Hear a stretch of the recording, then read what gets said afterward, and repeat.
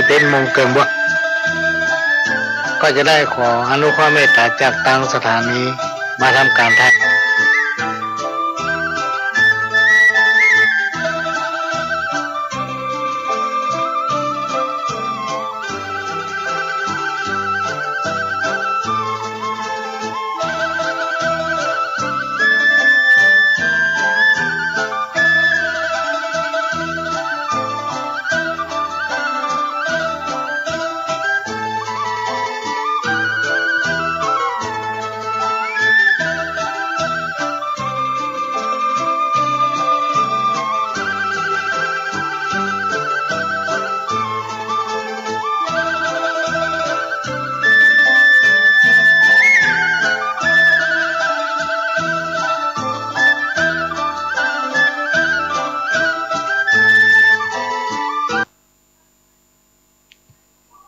ไหว้สาพระเถระครูบาอาจารย์พระภิกษุสงฆ์สามเณรทุกตนทุกองค์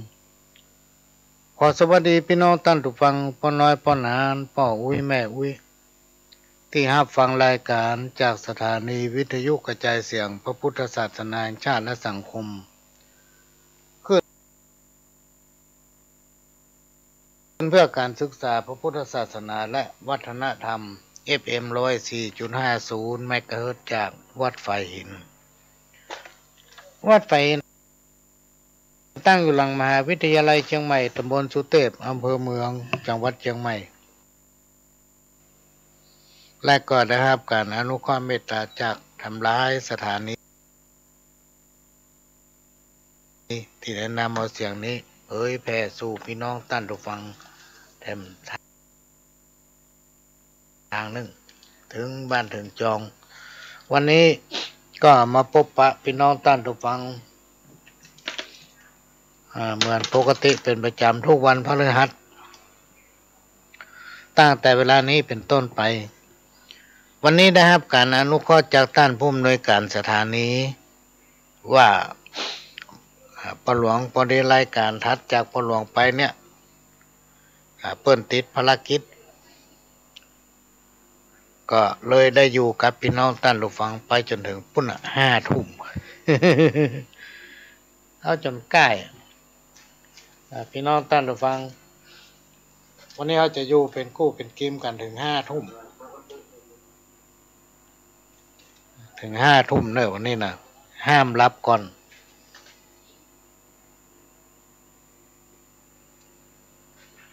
เข้ารายการจ้าหน่อยพี่น้องท่านผู้ฟังตะกี้นี่ซ้อหากันบ่ปะ ซ้อห้ามปะตอนนี้ปะละวันนี้เป็นวันพฤหัสเป็นวันพัดวันที่13 ตุลาคม 2565 แรม 3 ค่ำเดือนเกี่ยงเหนือโอ้ช่วงเจ้านี่ไปภารกิจมาลืมวันลืมคืนพี่น้องท่านผู้ฟังเผลอไปหน้าไปแตกเตียนองค์การโทรศัพท์ ไปเสียสตางค์กันโทรศัพท์เพิ่นว่าโอ้วันนี้เพิ่นปิดรู้เปิดวันที่17เพิ่นก็หยุดยาวหน้าแตกปีกมา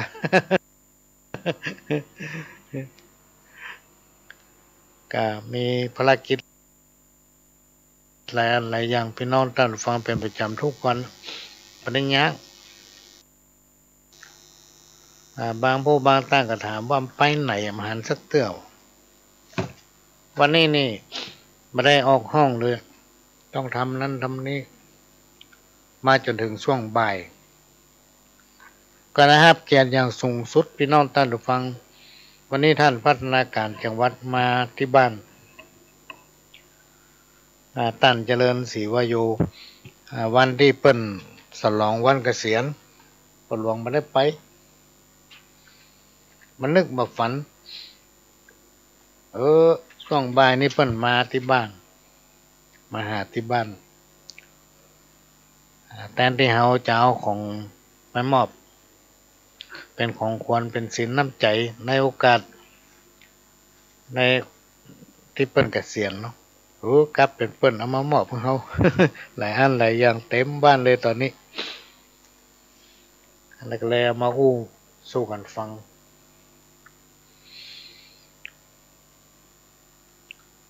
วันนี้ก็จะนำเอาสาระสัมปะร้อยอันปันเรื่องเนอะพี่น้องท่านผู้ฟังมาเล่าอู้สู่กันฟังเป็นเวลา3 ชั่วโมงฟังเต็ม3 ชั่วโมงมาเสียงตังสักบาทแต่ห้ามรับก่อน เป็นกู้เป็นคิมกัน ก็ต้องขอกราบขอบพระคุณตะกี้แม่แดงตาล่อมก็ส่งวิดีโอมาก็เปิดพอแล้วแต่ว่ามาเปิดออกรายการมาได้มาจ้างแล้วก็แม่สมก็ส่งเพลงที่เปิ้นนำไปห้องนำไปแสดงถวายนะถวายบาทสมเด็จพระเจ้าอยู่หัวก็ม่วนดีแต่ก็สามารถจะมาเปิดได้เนอะเปิดมาได้วันนี้เป็นวันคล้ายวันสวรรคตของรอเก้าพี่น้องท่านผู้ฟังมันก็เลยมีกิจกรรมกันขึ้นมีการทำบุญเพื่อน้อมเกล้าถวายเฉลิมพระเกียรติกรุงเทพมหานครรวมก็ไม่ได้ไปไหนวันนี้นะ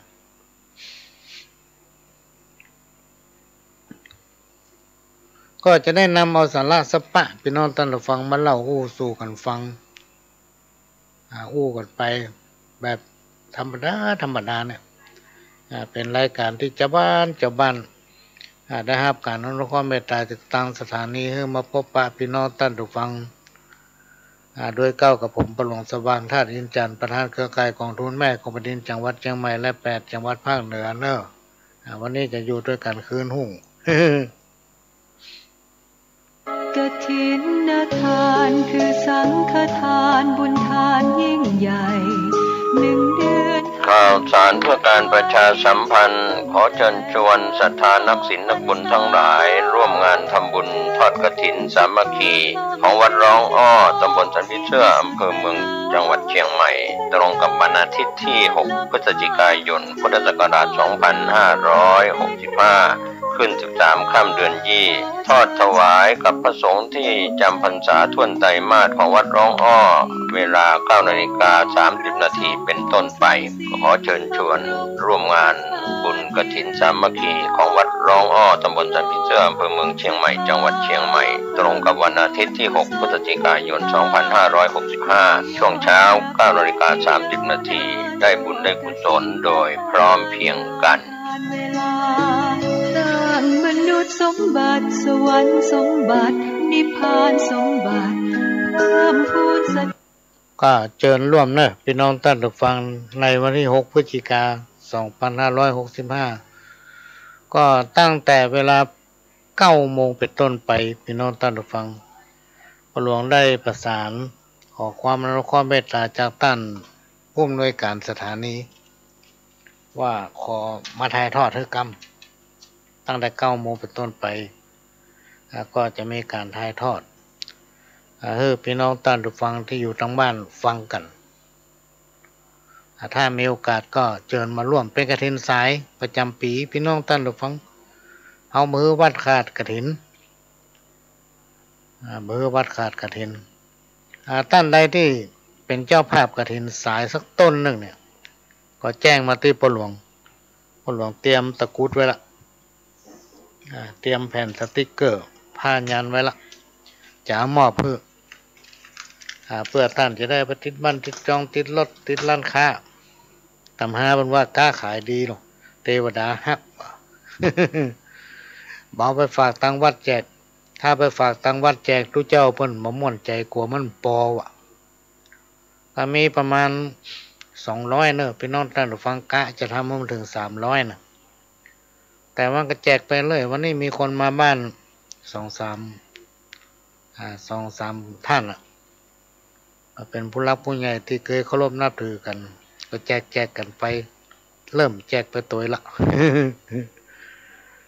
ในวันที่6 พฤศจิกายนตั้งแต่9 โมงเป็นต้นไปไผ่ที่จะเป็นเจ้าภาพลงทานน้ำอาหารถวายเพลพระสงฆ์องค์เจ้าเจิญเนอะพี่น้องท่านฟังติดต่อได้ที่ทางวัดและก็ไผ่ที่ทำต้นกฐินสายสักต้นหนึ่งปัจจัยนี่เฮาบ่ได้กำหนดว่าต้องอันตะอี้พี่น้องท่านฟังตามกำลังของไผ่ของมันแต่ก็คือแจ้งพ่อหลวงจะมีของจำรวยฮื้อบ่ได้เอาไปฝากทางวัดเนอะพี่น้องท่านฟัง นี่ก็มาแจ้งประชาสัมพันธ์ฮื้อนะครับทราบและร่วมอนุโมทนาบุญโดยพร้อมเพรียงกันแข่งจ้างแข่งม้านาวาตั้งหลายแข่งงัวแข่งควายสมใจเหงาไปแข่งบุญวาสนาแข่งตาบ่ได้พ่อกำนำไปจองจักบางคนเพิ่นก็ว่าบุญวาสนาเนี่ยมันอยู่ที่ตัวเฮาสร้างนี่เนาะบางทีพี่น้องท่านผู้ฟังสติปัญญาความคิดความอ่านเฮาจัดดีเฮาก็เป็นคนที่ขยันมันเพียรยะการนี่ตึงมีการหยุดแต่มันไปจ้ายังบ่พอกินเตื้อเนี่ยแต่แจ้งมาก็ไปข้ามมาก็ปิกได้สตางค์นักแต่เนอบ่พอกินอันนี้เป็นห้องว่าบุญก็มีกรรมก็มีวาสนาของคนเฮาเนี่ยพี่น้องท่านผู้ฟังมันแข่งกันบ่ได้แล้วก็เปรียบกันบ่ได้ตัวถึงบุญเนี่ยเฮามีบุญเหมือนกันทุกคนที่เกิดมาร่วมโลกมนุษย์เฮาเนี่ยมีต่างก็มีบุญหมดมีบุญเหมือนกันทุกคนแต่ว่ามันบ่เท่าเดียวกันบางคนก็นักบางคนก็น้อยบางคนก็นักแต่นักว่าเกิดมาต้องได้ให้ได้หาละพอฮู้กำคนก็สุขสบายทุกสิ่งทุกอย่างใหญ่มาสักน้อยมีรถจิบรถเก่งรถเบนซ์ อยู่บนกองเงินกองทองอันนี้คือเป็นสั่งสมบุญมานักกรรมโบราณที่เป็นว่าตามีหน้าพอหน้าบาหันเนี่ยพี่น้องท่านผู้ฟังคนเฮาเนี่ยบ่ได้ว่าคือกันบ่ได้ดูถูกกันเพราะเฮาบ่ฮู้อนาคตในวันข้างหน้าบางทีเขาอาจจะได้พึ่งพาอาศัยกันวันตั้งหน้าคนที่มันตกอับวันนี้มันอาจจะได้ดีในวันตั้งหน้าพี่น้องท่านผู้ฟังสิ่งที่เขาพ่อมาหันนะเพิ่นก็เลยเปรียบเทียบไว้ว่าตามีหน้าพอหน้ามาหันคนเฮาทุกคนมีกล้าเหมือนกันทุกคนพี่น้องท่านผู้ฟังหาประมาณบ่ได้กล้าของคนนี่นะหาประมาณบ่ได้สมมติว่าเปิ้นมาขอซื้อแขนเฮาขอซื้อแขนข้างนี้เถอะคือเฮาสักล้านเฮาก็ขายไปได้โลพี่น้องท่านผู้ฟังแข่งเมืองนี้งานแต่งงานว่าเฮาขอซื้อแข่งเห็นสักข้างเด้อจะจ่ายให้มาเดือนเนี่ยไผขายได้พอขายไปได้สักอย่าง อันนี้ก็วัวควายจ้างม้าตายแล้วเหลือหนังลูกเขาขนยังเอาใจกันได้จาล่วงสุดตึงปุ่มและไส้คนเฮายังกินได้อิ่มท้องอันคนเฮาตายสหายพี่น้องไผ่มห่วงข้องอะไรสุดแต่ดูพวกยังเอาขวากเสียไก่กลัวจักเป็นไผเป็นผีหลอกได้เป็นผีหลอกได้อันเนี้ยคนเฮาถึงแม้จะมีกล้ายังหาประมาณบ่ได้แต่เฮาก็ยังก้านชัดนะเป็นน้องท่านฟังก้านงัวก้านควายเนี่ย ก็เพราะงัวควายตายถ้าเขามันงามหัวมันงามเนี่ยเพิ่นเอาไปตากแห้งหรอกลอกเอาหนังมันออกเหลือก็กระดูกกับเขามาติดตำหน้าบ้านเอามาติดตำฝาในบ้านในจองพี่น้องท่านฟังใส่แลกเกอร์จนเงาคนละก่อนเวลาเปิดไปเนี่ยการทำงานอิดเนยมาเพิ่นจะแก้เสื้อถอดเสื้อถอดผ้าหรอกถอดหมวกเอากองไว้เตื้อเขาควายอันนี้แสดงว่าค่ามันมีท ตายไปแล้วมันใจประโยชน์ได้กูยังเลยนะแม้แต่อาหารเนี่ยก็ย่ามากินได้รวมมาถึงตีนมันก็เอามากินได้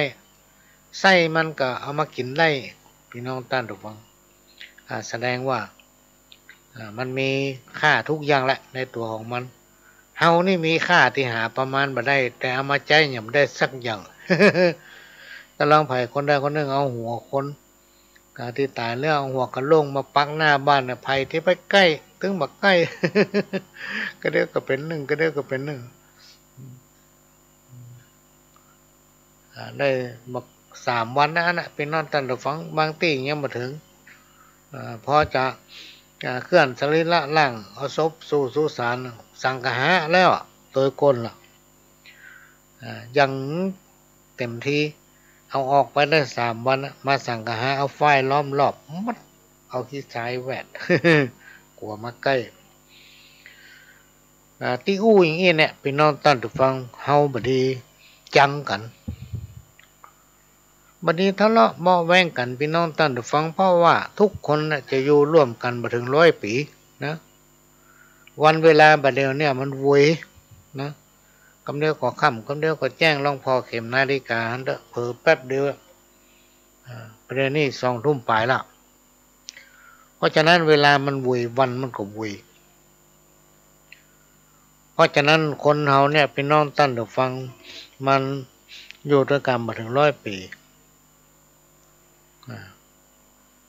แล้วแต่บุญวาสนาเวรกรรมของภัยของมันนะถ้าบุญหมดบางคนก็ตายก่อนบางคนก็ตายรุ่นก็แล้วแต่อันเนี้ยเพราะฉะนั้นเราจะต้องสร้างความสมานฉันท์ก่อนที่เราจะเสี่ยงบุญเนี่ยจะต้อง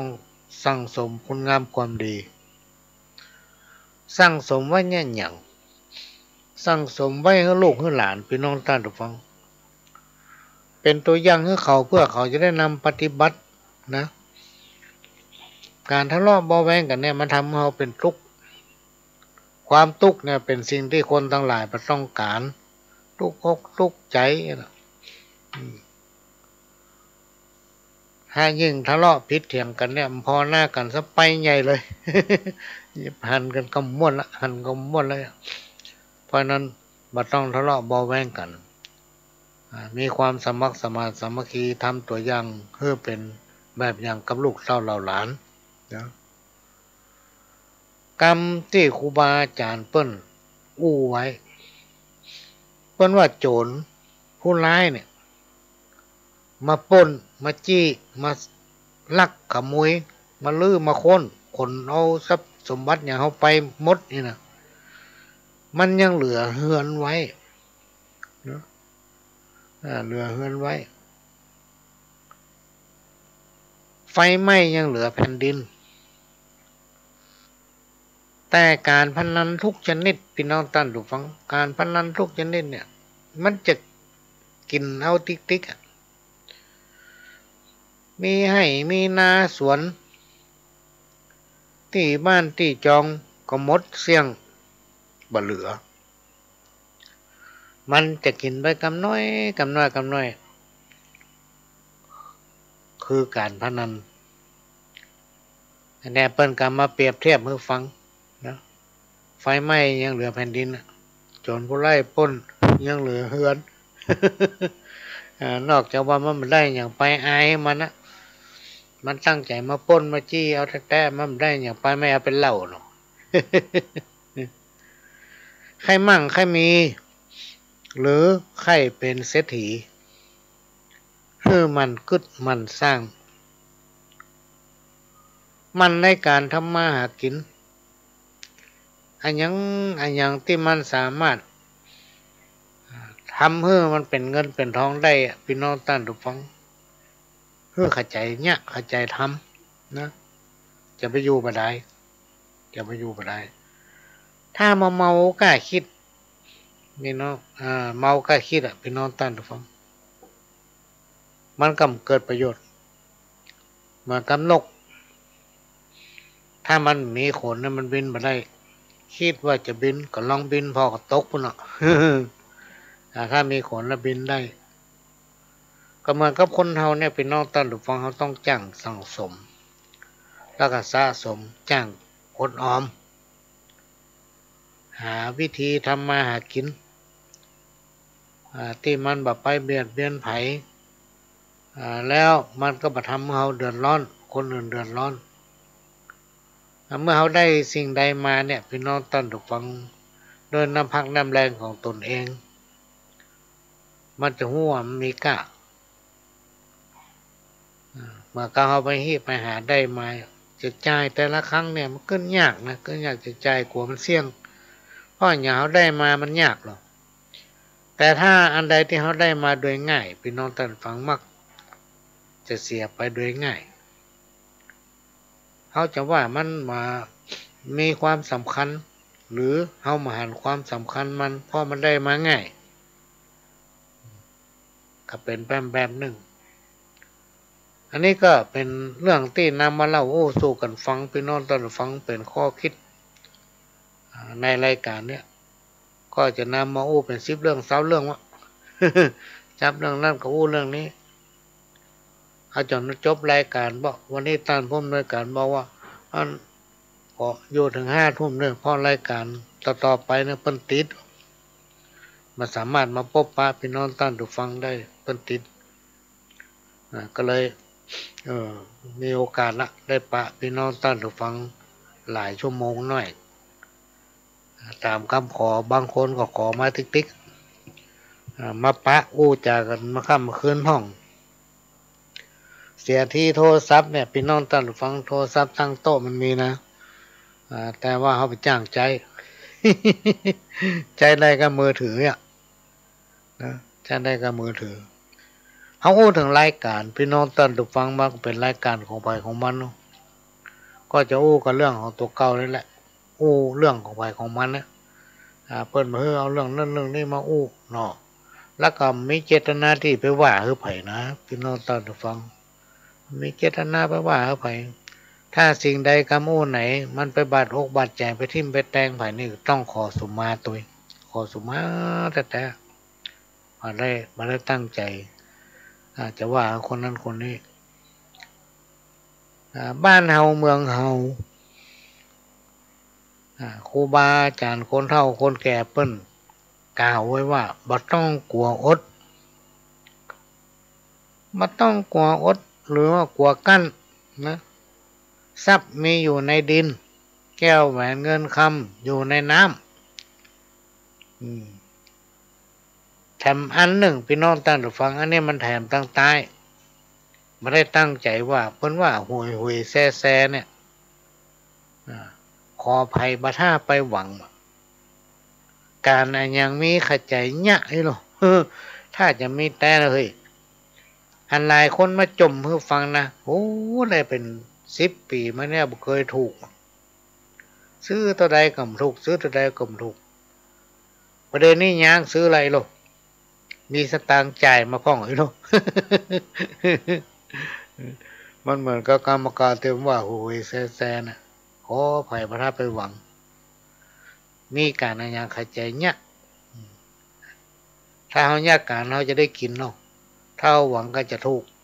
สักรางวัลเลยวันนี้ก็ไม่ได้วันหน้าก็ไม่ได้ร้องวันไหนก็ไม่ได้สักเตื้อ เป็นปีๆกรรมเก่าของกินแมวบดีเอาไว้ใกล้ฝาของกินหมาบดีเอาไว้ต่ำมีความหมายว่าอาหารหรือของกินได้ก็ตามพี่น้องท่านผู้ฟังที่แมวชอบบัดนี้เอาไว้ใกล้ฝาอาหารหรือของกินได้ก็ตามที่หมาชอบก็บัดนี้เอาไว้ต่ำพี่น้องท่านผู้ฟังเนี่ยอุปมาเปรียบเหมือนคนเฮาตึงวันเนี่ยมีของดีที่มีราคามีค่ามีสินแล้วมาฮู้รักษาบางคนรักษาดีแต่เอาไปห้อยที่กรงหน้าต่างเปิดรับลมตัวเอาแก้วแหวนเงินคำสร้อยจัดงามเอาห้อยที่หน้าต่างจนผู้ไล่เตียวผ่านไปผ่านมาหันใส่อร่อยมาน่ะ อันนี้มันก็ยื้อเปียไปหายเซฟ หรือว่าถ้าเขาเผื่อมางานแง่เอาอย่างกับเหลืองสักอย่างบางผู้บางตั้นพี่น้องตั้นถูกฟังใส่เสื้อคอกว้างขี่รถเครื่องห้อยใส่สร้อยคอทองคำตัวแปลงย้อนต้องก้ง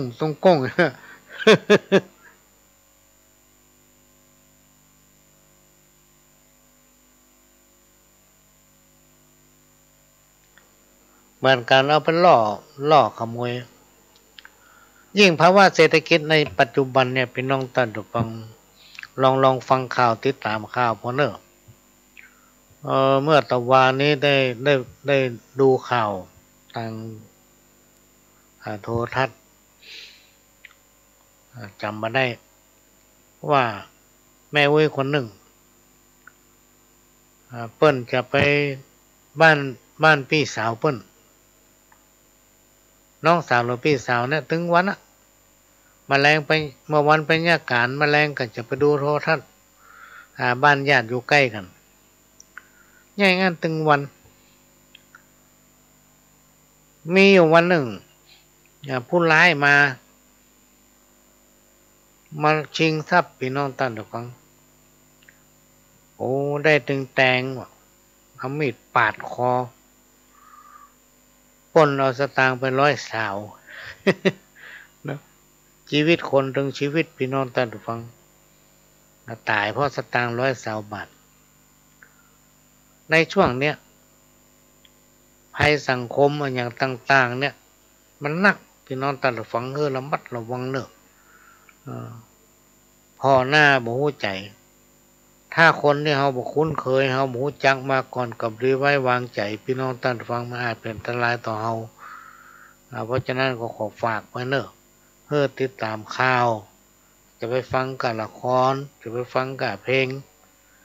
เพื่อติดตามข่าวบอกว่าจะเป็นข่าวทีวีข่าววิทยุพี่น้องท่านผู้ฟัง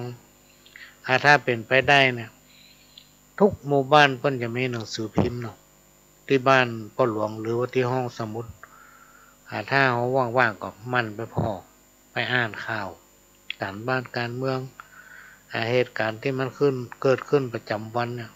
มันต้องมีถึงวันพี่น้องท่านผู้ฟังยิ่งเพราะว่าเศรษฐกิจอย่างถึงวันเนี่ยเหตุมันเกิดขึ้นสิ่งที่เราบ่คิดมันก็เกิดขึ้นได้นะเพราะฉะนั้นก็ต้องรักษาตัวเก่าประการสำคัญก็คือว่าช่วงเนี้ยพี่น้องท่านผู้ฟังอากาศมันเปลี่ยนอากาศมันเปลี่ยนเมื่อคืนนี่อากาศเย็นละหลังจากเที่ยงคืนไปนี่หนาวเนอะพี่น้องท่านผู้ฟังไปถึงเมื่อเช้าบ่แต่ภาคกลางวันร้อนอันนี้เราต้องรักษาสุขภาพของไผของมันเนาะดูแลตัวเก่ายิ่งเขาสูงอายุจะไปกินน้ำเย็นเพราะสุขภาพของเขานะมันต้องการความอบอุ่นเพื่อกินน้ำอุ่นนักๆ มันกินน้ำอุ่นตื่นเจ้ามานี่อย่างน้อยๆก็กินไปแก้วนึงละน้ำอุ่นนี่นะมันจะได้รักษาสุขภาพพี่น้องท่านผู้ฟังก็ลองพิจารณาลองปฏิบัติพอตะกอนพ่อหลวงก็บ่เคยเชื่อตื่นมาเจ้านี่ประเด็นนี้ทุกวันละต้องกินน้ำอย่างน้อยๆแก้วหนึ่ง2 แก้วมันลื่นมาลงหรอกเขาบ่เคยกิน นักมีหลายคนเพิ่นกินเจ้ามา1 ลิตรเจ้ามาจะต้องดื่มน้ำมื้อเที่ยง1 ลิตรอีหรอ แต่เขาพอเพิ่นสุขภาพปกติน่ะพี่น้องท่านฟังคนที่มาอู้ฟังนะเขาก็ลองนำปฏิบัติโดยก็รู้สึกว่ามันเข้าท่าแล้วการออกกำลังพี่น้องท่านฟังมีหลายผู้หลายท่านมาจวนปั่นรถทิพย์ห้องแต่เฮาปั่นเขาไปบกสวนห้องตัดหัวตัดหญ้าตัดใบคอยทำมันอย่างก็ได้ที่เหือมันออกในช่วงเจ้าก็เป็นการออกกำลังเป็นน้องท่านฟังเหมือนกับเขาไปวิ่งไปร่นเนี่ยล่าถ้าคนอายุนักเลยไปวิ่งอย่างละอ่อนก็ได้ก็กระดูกมันพลอยกระดูกมันพั่ว กระเดียวกระดูกลั่นกระเดียวเอ็นเคล็ด กระเดียวเอ็นไปยองเส้นโอ้ทำให้มีปัญหานักเพราะนั้นต้องออกกำลังทุกวัน บอกว่าจะเป็นบกดินกุนหญ้าพี่น้องท่านฟังก็ถือว่าออกกำลังเหมือนกันกรรมประกอบทำกรรมหนึ่งไม้อ่อนก้อมก็เพื่อโดนคมมีดเหลาไม้จะอ่อนได้เฮาต้องมีดไปเหลาเฮ้อมันน้อยไปที่นี่เขาจะดัดแปลงไปทางใดก็ได้โดยเฉพาะถ้ามีไม้เหนียวเนี่ยคนหูเบาเพราะกำกึดตื่นก็หมายถึงว่าไม่ได้ขึ้นอย่างสักอย่างเพิ่นว่าอย่างมากก็ฟังเพิ่นมองยากก็ยากเพิ่นมองก็ทำก็ทำโดยได้ประขึ้นอย่างสักอย่างพอคิดว่านั่นมันดีกันมันดีเพิ่นก็เลยมีกรรมมาว่าคนที่หูเบาเนี่ยเพราะกรรมขึ้นมันตื่นก็หมายถึงว่ามันขึ้นอย่างนั้นเพิ่นว่าจะได้กันง่ายงั้นสัปปะว่าไม้มันการมีดกำมุยต้นใหญ่ขนาดไหนก็แล้วแต่ละการมีดมุยขวานนี่มันต้องไปสู้ละก็เรียกก้นนุกว่าคนกำกึดตื่นก็คือคนบ่มีกำกึดเอาเปิ้นว่าโมดบ่กล้าคิดบ่กล้าตัดสินใจฟังเปิ้นอันยังก็เชื่อโมดเชื่อไปกูยังอันเนี้ยระวังพี่น้องท่านผู้ฟังยิ่งในยุคปัจจุบันสมัยเฟซสมัยไลน์เนี่ยมักจะมีภัยสังคมแฝงมาในเฟซมาในไลน์เนี่ยภัยผู้ใดหูเบาไปเชื่อมันก็จะทำให้เสียเข้าของเงินทองนะฟังวิทยุฟังข่าวเถอะพี่น้องท่านผู้ฟังเหตุนี้มันเกิดขึ้นตลอดเลยเกิดขึ้นทั้งวันถ้าไผมีโทรศัพท์เนี่ยอันคำว่าจากคอเซ็นเตอร์ท่านนี่เนี่ยถ้าเอาหมูจักไผสักคนเขามีปัญหาอย่างเงี้ยพี่น้องท่านผู้ฟังจะไปฟังมาก็เดี๋ยวหลงกลมันละพอหลวงนี่ก็มีมาตึงวันอะโทรศัพท์น่ะมีมาตึงวันจากอันนั้นจากอันนี้เขาจะไปสนใจมันคนที่ไปสนใจมันน่ะต้องสูญเสียอย่างหลายอันหลายอย่างสิ่งที่ตัวเก็บออมไว้ก็คือปัจจัยหรือว่าสตางค์เนี่ยอุตสาห์เอาไปฝากไว้แถวธนาคารนู่นนะ มันอย่างกระเจือมันหมดกระเดือดนมันล้วงเอาเงินไปหมดพี่น้องท่านผู้ฟังเขาต้องกันไว้พระเจ้าว่ามาแก้ทีหลังนะกันไว้อย่าไปเชื่อคนง่ายจะไปหูเบาในยุคปัจจุบันเนี่ยเขาหู้อยู่ว่าเศรษฐกิจมันเป็นไปเงี้ยภัยสังคมมันมีนักเหลือเกินมาทุกรูปแบบแต่ก่อนนี่เป็นว่า18 มงกุฎเนาะไม่ได้นี่ขึ้นมาละเป็น20 มงกุฎ 20 มงกุฎกรรมประกอบทำกรรมหนึ่งจะเจ็บเป็นเมื่อยไข้ก็เพื่ออาหารครูบาอาจารย์เปิ้นแต่งแต้มเขียนไว้พี่น้องท่านผู้ฟังว่าคนเฮาเนี่ยจะเจ็บเป็นเมื่อยไข้เนี่ยก็เพื่ออาหารจะได้เตียวในโลกสงสารก็เพื่อเป็นคนใจบาปจะได้ทุกข์ได้ยากก็เพื่อกิเลสตัณหาจักพบปะวิบากหนาก็เพื่อเอายศเอาเกียรติเป็นหลัก เอาศักดิ์ศรีเป็นใหญ่อันเนี้ยจะพบปะกับวิบากหนากรรมประกอบทำกรรมหนึ่งเป็นว่าจ้างตายเพราะงาป๋าตายเพราะความกล้ามีความหมายว่าจ้างมีงาที่สวยงามนายพรานหันแล้วอยากได้ก็จะฆ่าจ้างเอางาพ ข้อนี้ฉันใดพี่น้องท่านผู้ฟังเปรียบได้เหมือนกับคนเฮาที่ชอบแต่งตัวประดับประดาไปด้วยแก้วแหวนเงินคำเอาห้อยคอยำปอเตื้อจีหูดังเอาใส่เตียนตัดเตียนน่ะหูดังนี่ถือสองข้างแถมปอใส่หูด้วยทำนะใส่หูใส่คอใส่หูดังปอใส่แขนใส่นิ้วมือซึ่งถ้าเขาพอแล้วเนี่ยเพิ่นเขาตู้ท้องเคลื่อนที่อันเนี้ยมันล่อแหลมพี่น้องท่านผู้ฟังในยุคเศรษฐกิจเป็นเงี้ยแล้วคนเฮาเนี่ยพอตัวมาหันใจถ้ามาหันเขาแต่งตัวอย่างนั้นเหมือนกับว่าเขาเป็นล่อมัน จนผู้ร้ายหันมันก็จะจี้จะชิงเอาเนี่ยป๋าตายเพราะความกล้ามันหันเหยื่อพี่น้องท่านผู้ฟังพอมันหันเหยื่อมันบอกกลัวหรอก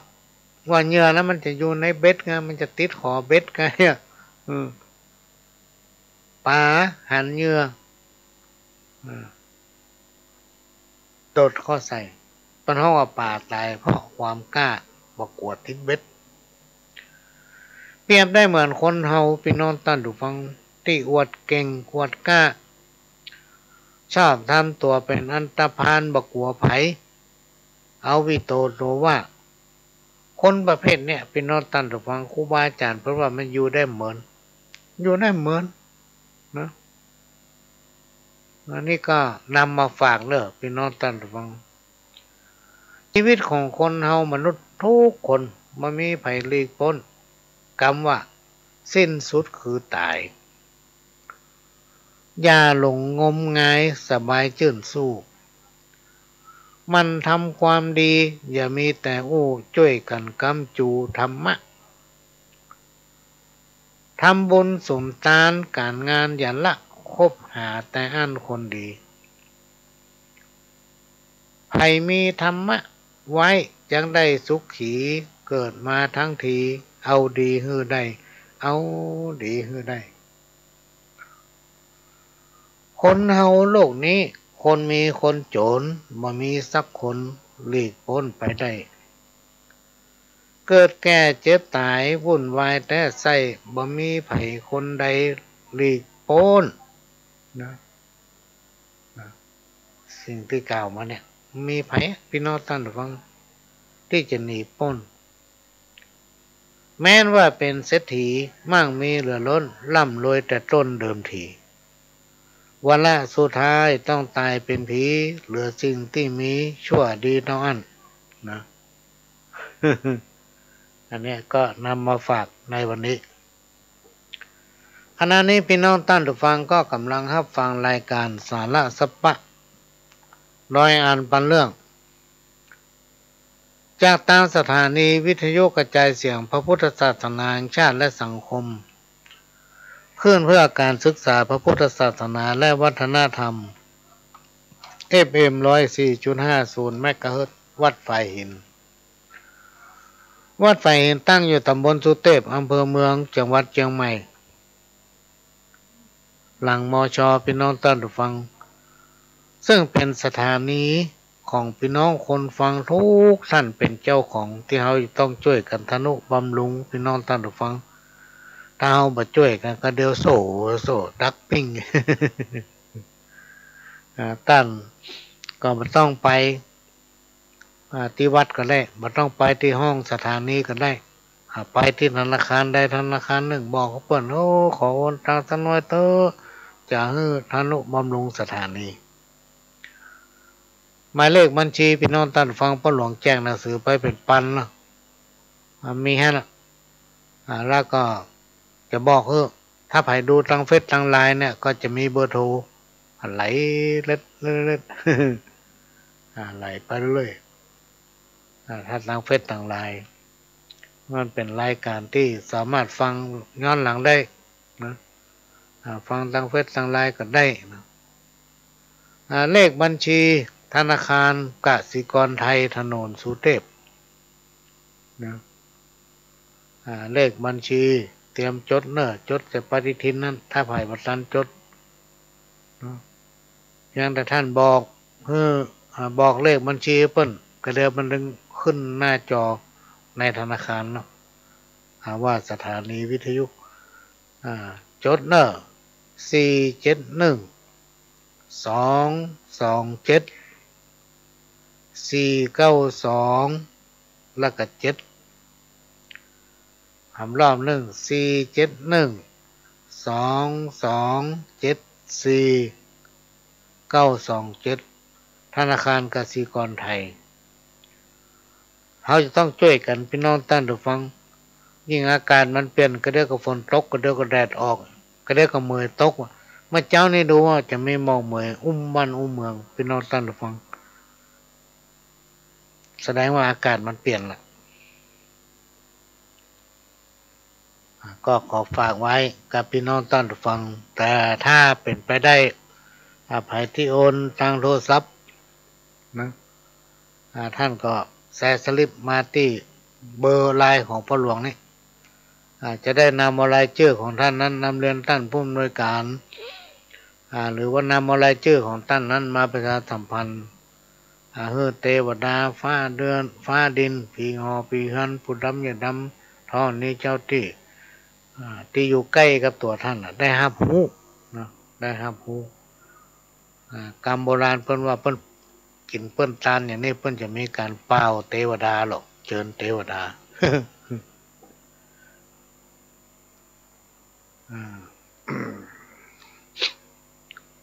ก็เป็นรายการสาระสปะเป็นนอนท่านฟังมาเป็นกู้เป็นกิมอู้จากันบางสิ่งบางอย่างท่านได้ฟังมาละแต่ว่าหลายคนไม่ได้ฟังเนี่ยบางคนที่เป็นไหลมาปุ๊บปะใหม่ โอ้นี่เป็นรายการอย่างหมอนี่ถ้าคนจะบ้านเฮาเนี่ยพี่น้องท่านฟังมันฟังได้แต่ถ้าเปิ้นคนหู้จบตรงสูงอย่างเปิ้นเป็นเจ้าเป็นนายเนี่ยเปิ้นมาฟังบัดได้นะโอ้อันนี้เป็นรายการอันอย่างนี้ฟังบ่เข้าใจโดยเฉพาะคนไทยนี่ละมันเป็นรายการการเมืองเป็นห้องสารธรรมกรรมเก่าเนาะอะไรทำไมนี่ฟังบ่ใครรู้เรื่องแต่ทั้งกรุงเทพนี่ฟังได้เนอะพี่น้องท่านทุกคนบางทีเราเดินไปหันไปเนี่ยว่าจะมาแวะกินอันนั้นนี่หน่อยตำร้านแถวบางลำพูเนี่ยเพิ่นเปิดฟังรายการ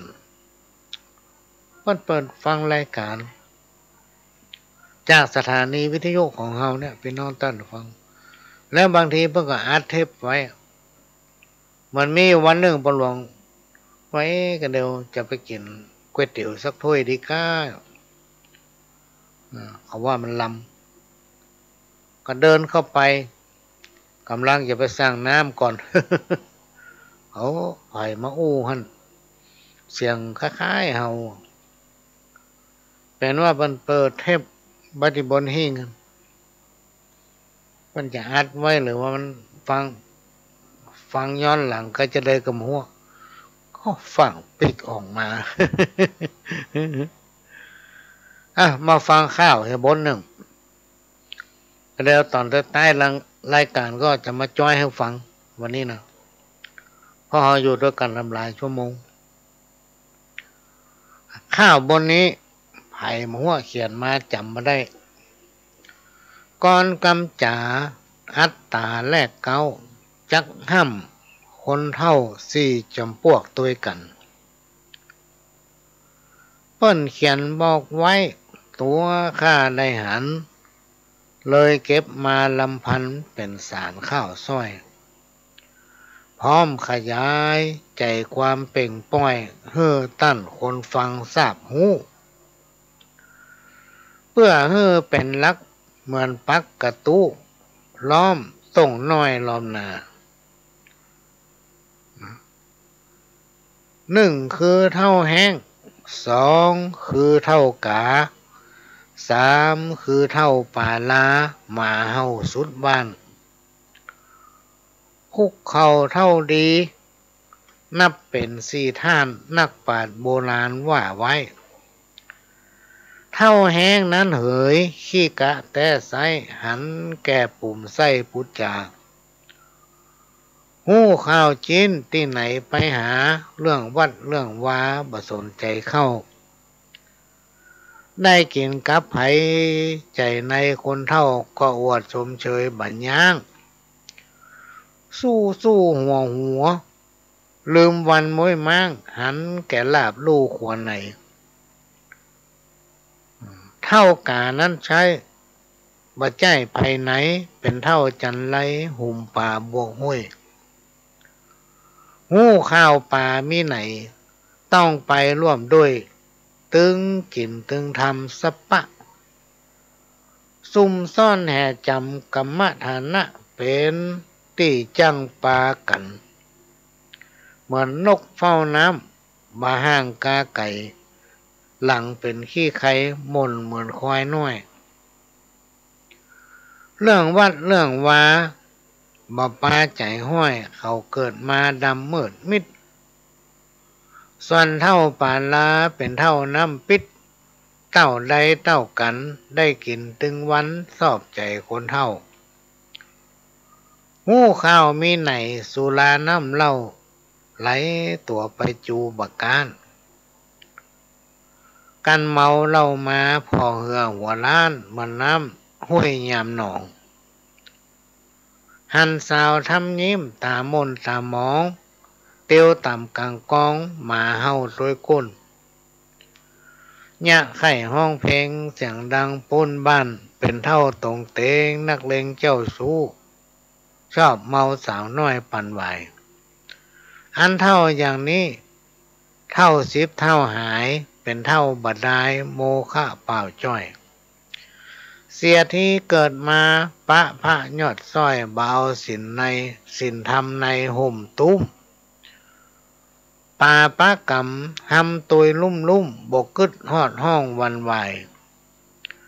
เพื่อจะกึดหูก็พอจะดีตายจะตุระบายเปิดประตูไว้ท่าคุกเข่าเท่าดีสินธรรมจุ่มหน้าเปิ้นไขวาตาบอกไว้เท่านี้มีศีลมีธรรมแต่ไซมันกราบไหว้ปูจาเป็นนมพอไซกิ่งก้านใบบะลูกหลานเย็นในล่มปืนเอากรรมฐานสำลานคึกคืน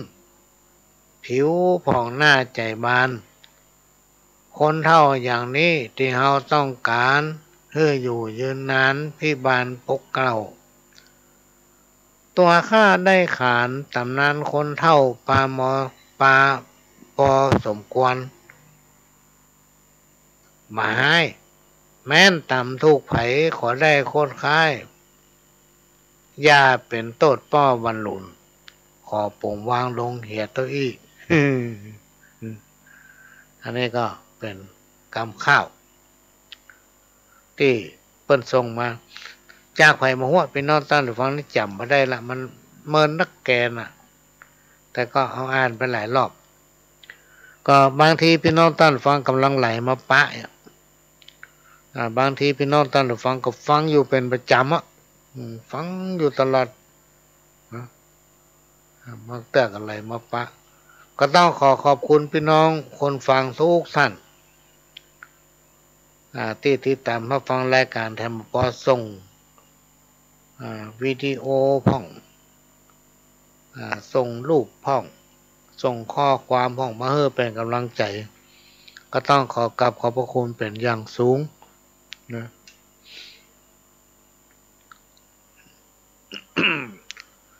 กรรมหับกรรมหนึ่งพี่น้องตั้งดูฟังที่ครูบาอาจารย์เป็นแต่งเต็มเขียนไว้เพราะว่าอันใดบ่ฮู้เพื่อเหลียวฮู้จะถามคนเฮาจะงามเพราะการแต่งย่องโยตามกองธรรมน้อมนำถูกต้องอันเป็นแนวกองชีวิตกายว่าจาใจต้องได้พินิจเมื่อผิดพลาดฮืออาภัยม่อนจักกล่าวไว้ฮือเก็บไว้ใส่ใจ อย่าได้เดือดนั้นไปป้น3-4บ้านเปิ้นจักเล่าสู่อันนี้ขอห้ามอย่าทรมานสัตว์น้อยอย่าได้ข้ามขี่ข้ามเขลาวีต่ำก้อยแก่คนผู้ด้อยปัญญาอย่าได้อวดหูขี้อูมุสาอย่าสูบกัญชาพากันกินเหล้าเฮ้อยำเก่งคนแก่คนเฒ่าอย่าไปหูเบาง่ายล้ำอย่าได้จุเขาเอาจนซอกช้ำอย่าเล่นดาบกล้าคมบางอย่าจ้วยคนหายอย่าย้ายผีสางเหี่ยวใส่หนตางบดีเนอเจ้าอย่านั่งทับคนเนอตนลูกเต้าคนแก่คนเฒ่าสอนไว้แกล้งตีนหาหนามขอห้ามแต่ไทยอย่าไปทวงหนี้กลางคนอย่าไปทางไม้เข้าหามือโตนอย่าสลัดแกมกงอย่าหลงเมียน้อยอย่าทำผิดกฎหมายตัวนายจักโศกเศร้าส้อยอย่าปล่อยเข้าลือเนื้อนายอย่าสอนจระเข้ว่ายน้ำอย่ากำต้นกล้วยยามลมฟังคำพ่อแม่ไว้อย่าได้ตืดถมทางเก่าห้อมเดิมห้ามยะเนอเจ้าอย่าพ่อหน้าโจรอย่าสนคนบ้าอย่าถมน้ำลายขึ้นฟ้าอย่าเปิ่งคนผ่านสานกวยป้อกาอย่าต้าขี้เหล้าเมายาข้าจักจ่าบอกจี้อย่าย้ายคันนาอย่าด่าทุเจ้า อย่าเล่าขวัญผู้จานอย่าพานคนแก่อย่าเมาแม่มารไส้ต้องอย่าไปจกหูจุ่มพวกบวกร้องพี่น้องเจ้าจักกังวลอย่าเป็นคนหลายจื้ออย่าซื้อของโจรอย่าติดสินบนอย่าอมของฝากจ้างตุกใจจักโศกเศร้าไปลูนอย่าไปแยงเงาในบ่อน้ำอย่าไปอยู่ใกล้หมาดุจะไปจุสาวเปิ้นจำไม่ห้างไม่เฮินก็อย่างเดียวกันนะบดีไปจุเปิ้นอย่าข้ามล่วงล้ำดินแดงอย่าจิห่างต่อจะไปล่อห่างแตนอย่าด่าลูกแหงเวลากินข้าวอย่าจุตนบุญปลายลุนจักเศร้าอย่าตีกองแข้งฟ้าอย่าขี่ม้าแข่งตะวันเนินนายลูกเต้าขอป่งวังลงเต้าอีก่อนและนายเอ่ย จุนี่มาตึงบัดดีนะพี่น้องท่านทุกฟังแต่ก่อนนี่ฮู้จักคนที่เคารพนับถือคนหนึ่งมันชอบเอี่ยวเมื่อคืนถ้าวันใดมันไม่ได้ไปเอี่ยวไม่ได้ไปฟังคาราโอเกะไม่ได้ไปร้านคาราโอเกะไม่ได้ไปเอี่ยวสำร้านอาหารที่ตำกิ๊กมันอยู่นะมันตึงอยู่ในตึงหมดเป็นหน้าเศร้าขึ้นล่องพี่น้องท่านทุกฟังโอ้ถ้าวันใดไม่ได้ไปเอี่ยวนี่มันยิ้มหน้าตากี่ตั้งแต่แมลงไปละวันใดมันได้ไปเอี่ยวสถานที่แห่งนั้นเป็นสถานที่ขี้จุนะร้านอาหารคาราโอเกะอย่างนี้นะถ้าทางประจายไปกันมารอนไม่ยิงถามไอ้เมียไอ้มาเดือดกาเมียไอ้มี ไม่ยิงแถวนั้นกันเหมือนกันนะเขาลองไปถามเขาแล้วน้องไม่แฟนหรือยังบ่มีสถานที่ขี้จุ ไปไหนคนเดียวนี่บ่กล้าเตียวเข้าพี่น้องตั้นทุกคนไปสักเตือ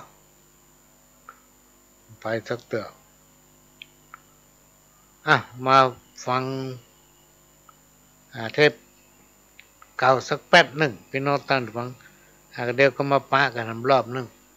ก็เดี๋ยวพ่อหลวงจะปรับพื้นที่ดีๆหน่อย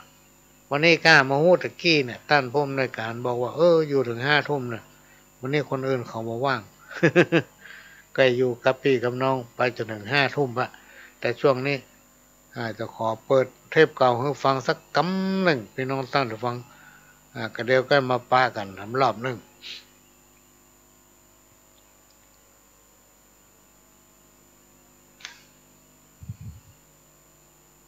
กฐินทานคือสังฆทานบุญทานยิ่งใหญ่1 เดือนข่าว าวสารเพื่อการประชาสัมพันธ์ขอเชิญชวนศรัทธานักศีลนักบุญทั้งหลายร่วมงานทำบุญทอดกฐินสามัคคีของวัดร้องอ้อตำบลสันพิเชื่ออำเภอเมืองจังหวัดเชียงใหม่ตรงกับวันอาทิตย์ที่ 6 พฤศจิกายน พุทธศักราช 2565 ขึ้น 13 ค่ำเดือนยี่ทอดถวายกับพระสงฆ์ที่จำพรรษาท่วนไตรมาสของวัดร้องอ้อเวลา 9:30 นาทีเป็นต้นไปขอเชิญชวนร่วมงานบุญกฐินสามัคคีของวัดร้องอ้อตำบลสันพิเชื่ออำเภอเมืองเชียงใหม่จังหวัดเชียงใหม่ตรงกับวันอาทิตย์ที่ 6 พฤศจิกายน 2565 ช่วงเช้า 9:30 นาทีได้บุญได้กุศลโดยพร้อมเพรียงกันเวลาสร้างมนุษย์สมบัติสวรรค์สมบัตินิพพานสมบัติเพิ่มพูนทอดแล้วก็จะขออาจารย์เกษตรเพชรสำริดได้อัดสปอร์ตเพื่อประชาสัมพันธ์แจ้งเมื่อพี่น้องเครือข่ายสายาธรรมได้ร่วมอนุโมทนาบุญและก็ขอกราบขอบพระคุณท่านเจ้าของและผู้จัดการคณะเจ้าหน้าที่พนักงานของโครงการหมู่บ้านพิมพ์พิสดาใกล้ๆสี่แยกหลุยพอท่านได้หูข่าวก็แจ้งมาว่าขอเขาซองมาให้พวกเนื้อจะได้ร่วมอนุโมทนาบุญตัวก็จะไปหุ้นนั้นนักด้วยภาวะเศรษฐกิจพี่น้องท่านผู้ฟังช่วงนี้เป็นภาวะเศรษฐกิจบอกค่อยตะไดเขาถึงถ้าเขาบักขยันมันเพียนแต่แล้วเขาบักจ้างกินบักจ้างใจเนี่ยโอ้บักปอกินการงานมันก็หายากเพราะเศรษฐกิจมันไม่ค่อยดีสินค้าอย่างต่างๆนี่แปลงสมัยแต่ก่อนนี่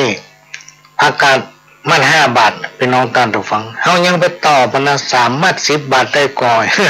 เมื่อนี้มัดต่ำอย่างว่า10 บาทเนี่ยแล้วก็ปรากฏว่ามีข่าวเกี่ยวกับค่าของเงินมันลดมันแค่มีกับบ้านเฮาพี่น้องท่านผู้ฟังมันเดือดร้อนกันไปทั่วโลก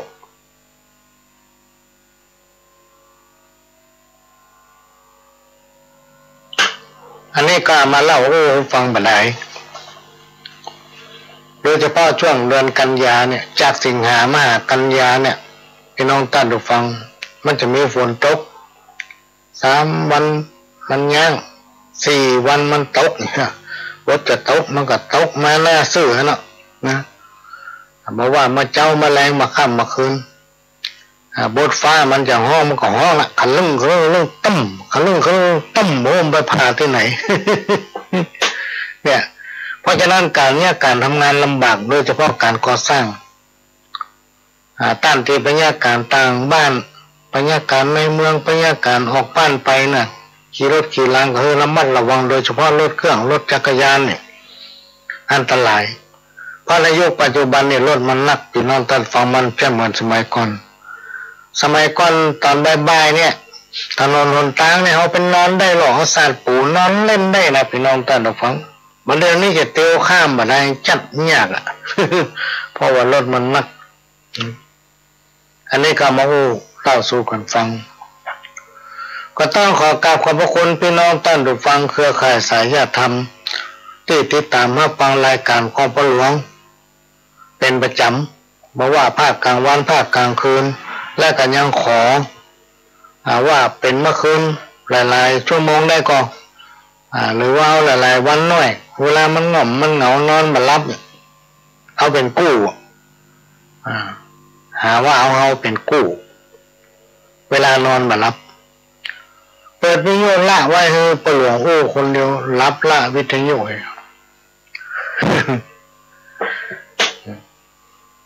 ก็จะพยายามพี่น้องท่านฟังพยายามมาพบปะถ้าประจำเป็นไม่ถึงมาขาดเมื่ออาทิตย์ที่ผ่านมานี่ปรากฏว่าไฟฟ้าขัดข้องตามหลักนี่ที่บ้านของปหลวงนี่ต้นไม้มันนักถ้าฝนตกห้องมาตกห้องลมมันบอกวันน้อยบอกวันนักไฟมันถึงดับ แต่ช่วงนี้เปิ้นมาเปลี่ยนสายละมาเปลี่ยนเอาสายเอายางเขาลอบสายไฟพอกสายไฟไว้ต้นไหนที่ต้นไม้นักๆเปิดสายเอายางมันปอกสายไฟไว้ปุ่มสายไฟไว้อันตรายกับลดน้อยลงเมื่อวันที่ผ่านมาก็มีปัญหาว่าไฟที่ตั้งสถานีหม้อแปลงตั้งใดมั่วระเบิดเสียงดังโต๊บเลยหรอ เลยได้งดไปหารายการวันนั้นที่จริงก็อู้ไปจนจบนั่นแหละเปิดเทปรอให้ไฟมันมาทักเตือกเลยจบไปตามเวลาของเปิ้นก็มีหลายคนที่เป็นแจ้งมาต้องขอกราบขอบพระคุณด้วยเนอะแจ้งมาโอ้เสียงมามีบางคนก็แจ้งมาว่านี่ยินเขาว่าหม้อแปลงสถานีระเบิดเนาะก็ต้องขอกราบขอบพระคุณหลายคนพี่น้องท่านผู้ฟังที่ติดตามรับฟังรายการของพ่อหลวงไม่ได้ขาดพ่อหลวงก็จะพยายามบักขาดมาพบปะพี่น้องท่านผู้ฟังก็เวลาในภาคกลางคืนเนี่ยอย่างคืนวันนี้นะครับการอนุเคราะห์จากต้านผู้อำนวยการสถานีพี่น้องท่านผู้ฟังอินดูพี่น้องท่านผู้ฟังเนี่ยคนใดของง่อมคนใดของเหงาเนี่ยฟังผ้าเต้กับฟังถึงวันละฟังวันค่ำคืนหุ่งมาฟังขโยมอู้พ่อเนาะ เพราะนั้นก็พยายามบอกอู้ธรรมะนักละมันจะซ้ำกับพระเปิ้นก็จะเอาข้าวมาอู้วันนี้โค้นหาข้าวพี่น้องท่านผู้ฟังมีหลายผู้หลายท่านเขียนข้าวส่งมันนักขนาดแล้วก็ปรากฏว่าไปลงเที่ยวบ้านเนี่ยเก็บห้องเอาเอกสารไปไว้ในมหุที่จริงมันมีปึกบันเล่นน่ะกล้าไปปะแมลงตะกี้นี่เราซ่อนไว้ในโต๊ะเนี่ยถ้าเอาเก็บดีเป็นการซ่อนตัวเก่าวันนี้ก็จะมาอ่านให้ฟังหลายฉบับอยู่ก็มาปะข้าวของแม่ด้วยเดี๋ยวเลิกมาปะข้าวของเปิ้นตะกี้เนี่ยพี่น้องท่านผู้ฟังแล้วก็จะพยายามค้นหาแล้วเอามาอ่านให้เนาะจนครบ เคยรู้ว่าถ้าใครมีข้อความดีน่าสนใจมีคนสนใจก็จะมีสินน้ำใจรางวัลให้และที่ผ่านมาพี่น้องท่านผู้ฟังคนที่อุปถัมภ์รายการเราเปิ้นอยู่เมืองนอกก็เป็นโควิดน่าจะมีแล้วนะน่าจะมีละตอนนั้นเขาจะหาซื้อรางวัลวิทยุเนี่ยเปิ้นก็ว่าเปิ้นซื้อไว้แล้วเอาโมเปิ้นซื้อไว้ที่ไหนติดต่อกันได้อยู่ต่างประเทศคุณตอนนี้น่าจะมีแล้วเขาคงมาได้ละก็มาค้นได้ข้าวของแม่วิจันดีบ้านแม่โป่งหมู่5ดอยสะเก็ดบ้านแม่โป่งตำบลแม่โป่งสถาวัดพระนอนแม่โป่งก็มาได้อ่านให้เพิ่นฟังเป็นว่าเพิ่นเขียนมาจัดมากแล้วไปลองเก็บไว้ดีล้ำไปพี่น้องท่านผู้ฟังหามาปะ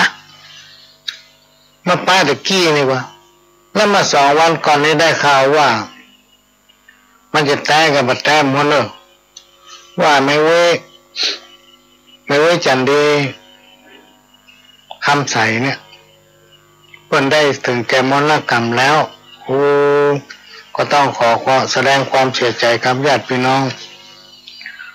ซึ่งเป็นน้องสาวของหลวงพ่อบุญปั่นบุญญาธรรมโมวัดพระนอนแม่ปงมหูและในช่วงปัจจุบันเนี่ยเป็นน้องท่านผู้ฟังมันไปไหนเนี่ย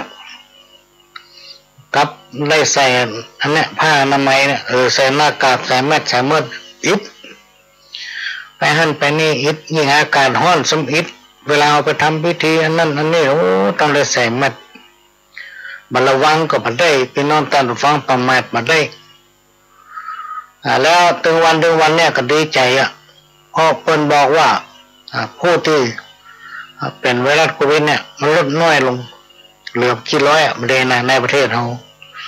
แล้วก็จะกลับกลายเป็นโรคประจำถิ่นอันนี้ก็น่าดีใจเพื่อหน้าก็ต้องระมัดระวังแต่ฝนเนี่ยอันตรายพี่น้องท่านผู้ฟังเพราะว่าอากาศตึงวันเขาจะว่ามันอาเพศก็ได้ มันวิปริตไปเหมือนตะกอนเราลองสังเกตถ้าไปห้ำฝนเนี่ยไปน้องท่านผู้ฟังมันจะมาก่อนเปิ้นคือไอแคกในยุคปัจจุบันเนี่ยถ้าแผลไอนี่ไม่ได้นะลองไปกลางหมู่กลางลายลองไอคลักโอ้ขอตึงเลยเพราะหน้าเป็นหมู่มาลังโควิดเถอะกะมาลังไวรัสแค่เนี่ยไผไปห้ำฝนไม่ได้เนอะถ้าเอาห้ำฝนก็ขจายไปอาบน้ำสาหัวเนี่ยมันก็จะป้นไปอันนี้ก็มาเล่าโอ้สู่กันฟังมาเปลี่ยนบรรยากาศให้พี่น้องท่านได้ฟังสถานีวิทยุวัดไฟเป็นของพี่น้องคนฟังทุกท่านเป็นเจ้าของเราจะต้องช่วยกันทนุบำรุงเลิกพี่น้องท่านได้ฟังมีการตอบเข้าไปมีอย่างท่านไปที่ธนาคารบริจาคตั้งใดก็ได้ไปบอกให้เจ้าหน้าที่เปิดขอโอนสตางค์นี่แม่คัมเตอร์เอาเข้าหมายเลขอันนี้นะ4712274 ธนาคารกสิกรไทยสาขาถนนสุเทพท่านจะไปธนาคารไหนก็ได้หมดพี่น้องท่านผู้ฟังแต่ถ้าต่างธนาคารไม่เสียค่าธรรมเนียมเสียค่าธรรมเนียมนี่ก็ช่วยกันพี่น้องท่านผู้ฟังเราจะได้ฟังได้อยู่ด้วยกันไปเมื่อฟังเสียงมันก็ชัดเจนเพราะอย่างสถานีมันดีสถานีนั้นเปิดวันค่ำคืนหุ่งพี่น้องท่านผู้ฟังไม่ต้องมีการทนุบำรุงดูแลเรียกว่าซ่อมบำรุงตลอดมาเข้าเครื่องของบุหลวงเนี่ยใช้มาหลายปีพี่น้องท่านผู้ฟังโดยเฉพาะช่วงที่ผ่านมาเนี่ยตั้งแต่ไวรัสมานี่ไม่ได้ไปสถานีไม่ได้ไปวัดไฟเห็นเลยช่วงเทศพรรษาเทศกาลเข้าพรรษาเนี่ยมาถึงวันเนี้ยพอออกพรรษานะก็ไม่ได้ไปเพราะอย่างเพราะไวรัสเนี่ยก็จะจัดอยู่ที่ห้องของตัวเก่ากับเมื่อวันไทยได้เปลี่ยนเครื่องห้อมันดังอ้อนั่นสายไฟพี่น้องท่านผู้ฟังรวมก็ไม่ได้นะต้องเปลี่ยนอยู่ตลอดมันต้องกระชับเพราะนั้นสถานีวิทยุของวัดไฟนั้นเป็นของพี่น้องคนฟังทุกท่านเป็นเจ้าของกันเอาไว้ต้องช่วยกันคนละเล็กน้อยเนอะช่วยกันทนุบำรุงท่านไม่ต้องไปที่วัดก็ได้ไปที่ธนาคารไหนได้หมดไปบอกเพิ่นว่าขอโอนสตางค์ให้แม่คำเตอะเพิ่นจะเอาไปทนุบำรุงสถานีชื่อบัญชีเพิ่นว่าสคสลา2ตัวแล้วก็วอแหวนจุดนี่นะ หรือมันก็บอกเลขเพิ่นเลยถ้าบอกเลขเพิ่นแล้วมันจะปรากฏในจอของเพิ่นนั่นจะบอกคำรอบหนึ่งจด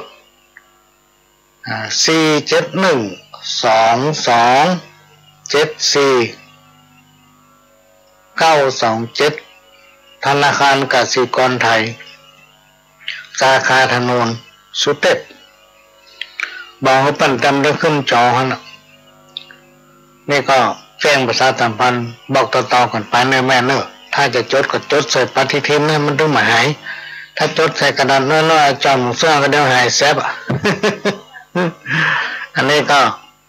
มาบอกมาเล่าสู่กันฟังก็จะพยายามเนอะพี่น้องท่านฟังพยายามมาพบปะถ้าประจำเป็นแต่ถึงมาขาด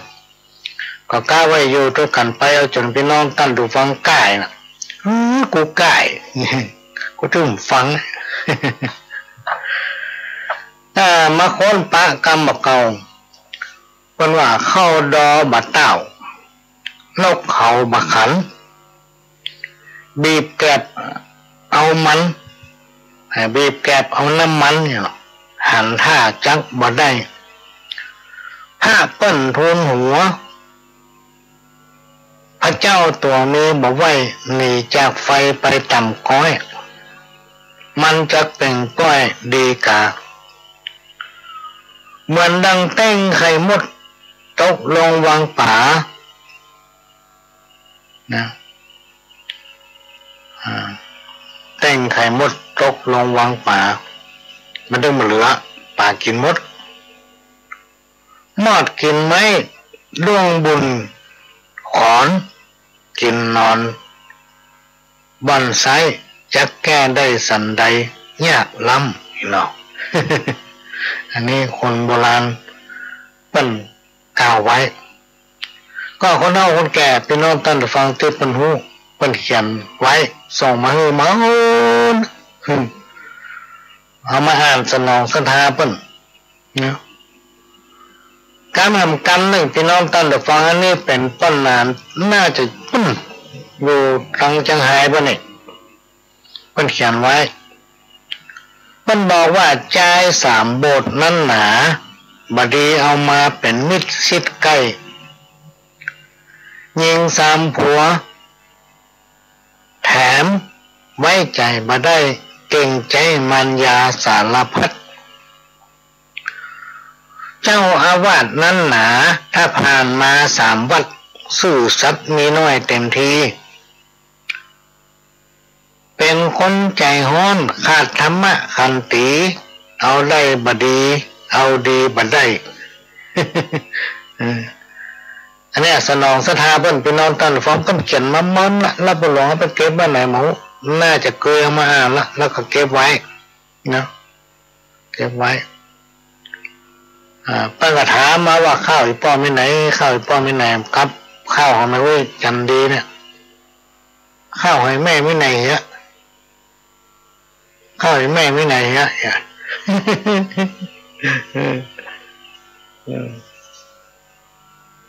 พี่น้องท่านได้ฟังหลายผู้หลายท่านเมื่อวันเสาร์ที่ผ่านมานี้กันนัดกันว่าจะเชิญท่านที่จะจ้อยมาจ้อยนี่เนาะกับปากกฏว่า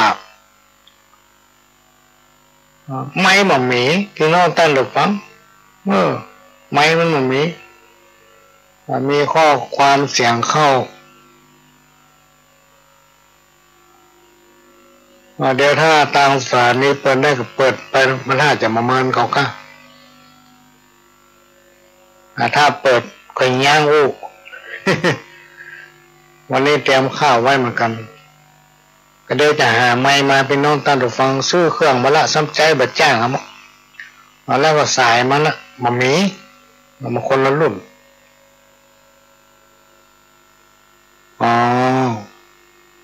มีข้อความเสียงเนอะพี่น้องท่านผู้ฟังนี่เป็นข้อความเสียงอย่างพวกนั้น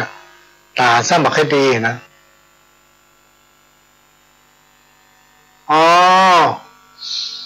ข้อความเสียงกฐินของวัดหลวงอ้อกันเดียวเนาะกันเดียวจะเปิดให้ฟังจะฟังข้าวก่อนเนอะพี่น้องท่านผู้ฟังไผ่แค่ฟังข้าวพร้อมยกมือขึ้นโลอย่างมันหัน หันอยู่เนอะบางคนนอนละเปิดวิทยุไว้ข้างหูจะไปเปิดดังเลยแม่เนอะเวลาเขาว่าอย่างออกไปเนี่ยคนทางนอกเป็นได้ยินเป็นหนวกหูแต่เป็นแค่รับแม่สมาเปิดวิทยุดังเนี่ยรับก็ไม่ได้เนาะมาฟังจ้อยสาบทก่อนโยหัตถาฟามุสิบขึ้นต่างวางกิ้วไก่เก้าเกษาขอบกลมกาบนบองค์กษัตริย์ตาพระจอมราชามหาราชเจ้าพระราชประสงค์ขององค์จอมเงาทรงคิดแบ่งเบาพี่น้องพระองค์ค้นหาปัญหาปากท้องคืออยู่ถูกต้องพอดีรายได้เฮาน้อยก้อยอดขันตีใจจ่ายพอดีบ่มีอยากกันหูจักถนอมอดออมใจก็บ่มีวันจะตุกตามพระประสงค์ขององค์ประมุขตานตัดสอนให้เฮาฟังอย่าไปฟุ้งเฟ้อเหิมเกินหวัง เลี้ยงชีพจีวังปลูกฝังเลี้ยงไสก็จะมีกินพอเพียงอยู่ได้บ่เปลืองเงินไปจ่ายซื้อจีนป่าพุทธจาคาบมือก็ลดหย่อนหือพอควรปลูกผักปลูกไม้ไว้ในให้สวนพร้อมกับจักจวนพี่น้องชาวบ้าน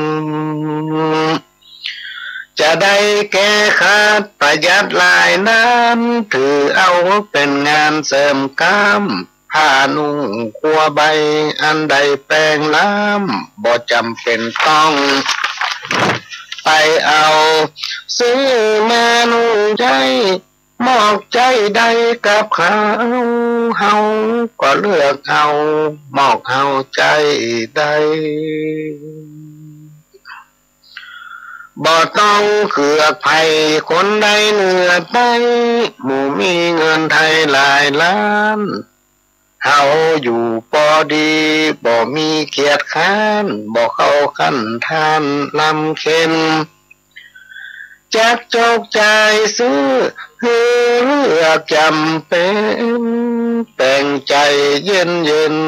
ก้อยเป็นก้อยสร้างอย่าลับตาฝืนจงมืนตากว้างจังหันแนวทางลงดึงบางคนเดือดร้อนเป็นคนบ่มันขยันคิดแต่ตื่นบางคนก็มีเงินเล็กน้อยเหินตัวเขาเปิ้นเอาตัวเอาบอกคืดที่แจ้งเพื่อมาหูคิงกระเป๋าพอแห้งเฮามีกะแห้งเล็กน้อยถ้าเฮาเต็งหันรายวัน200มันถึงบ่น้อยพอเพียงกินเฮาบ่นับอย่าฟักหลายเฮียงเฮาหม้อพอเพียงเลี้ยงครอบครัวได้จะแต่งข้าวสารมากะวอนไว้กับพี่น้องไทยทั่วทิศช่วยแก้ปัญหาช่วยกันมาคนคิดชีวิตต่อสู้วัน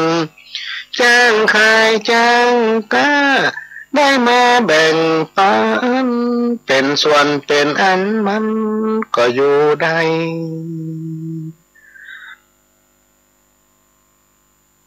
ก็ผ่านไปพี่น้องท่านผู้ฟังนี่เป็นจ้อยของแม่ฉันลักทรัพย์ลำปางเนาะเมินมาละมาเลยปะเปิ้นหลายปีแล้วพี่น้องท่านผู้ฟังก็มีกรรมตำนานของพ่อเฒ่านี่จังไห้เหมือนกันเพิ่งส่งมาเมินดูมันเกรงอ่านไปหลายเตื้อ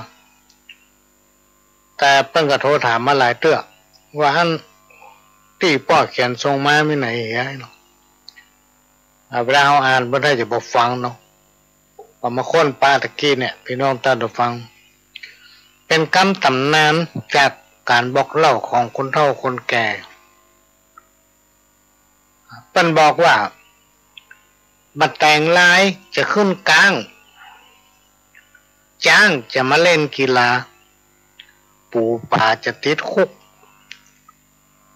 คนทุกคนจนจะล่ำจะรวยคนขายหวยใต้ดินจะขายได้สบาย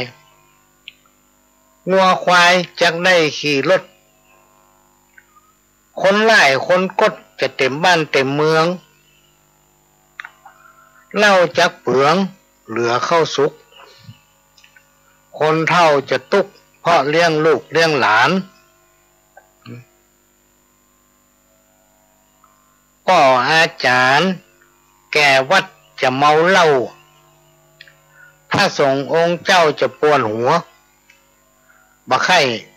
มีไผไหนมาบวชอยู่วัดแผ่นดินจักเลี่ยนเปียงเหมือนหน้ากล่องโคกมองจะล้างนกยาง จะได้ออกหากินไก่คนไทยจะได้หัดอู้ภาษาฝรั่งแลดจ้างจะได้นอนบนหลังคาหมูหมาจักมีนักมีหลายคนจักคิดฆ่าตัวตายมีนักแลเสือลายพาดกรจะนอนบ้านสา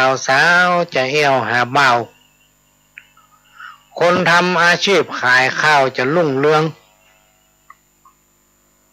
คนนุ่งห่มผ้าเหลืองจักเหลือน้อยคนหญิงใจจักซับมึกลายเต็มตัวของกินบ่ต้องทำฝนตกหำก็บ่เปียกควายเผือกจักบ่มีหื้อหัน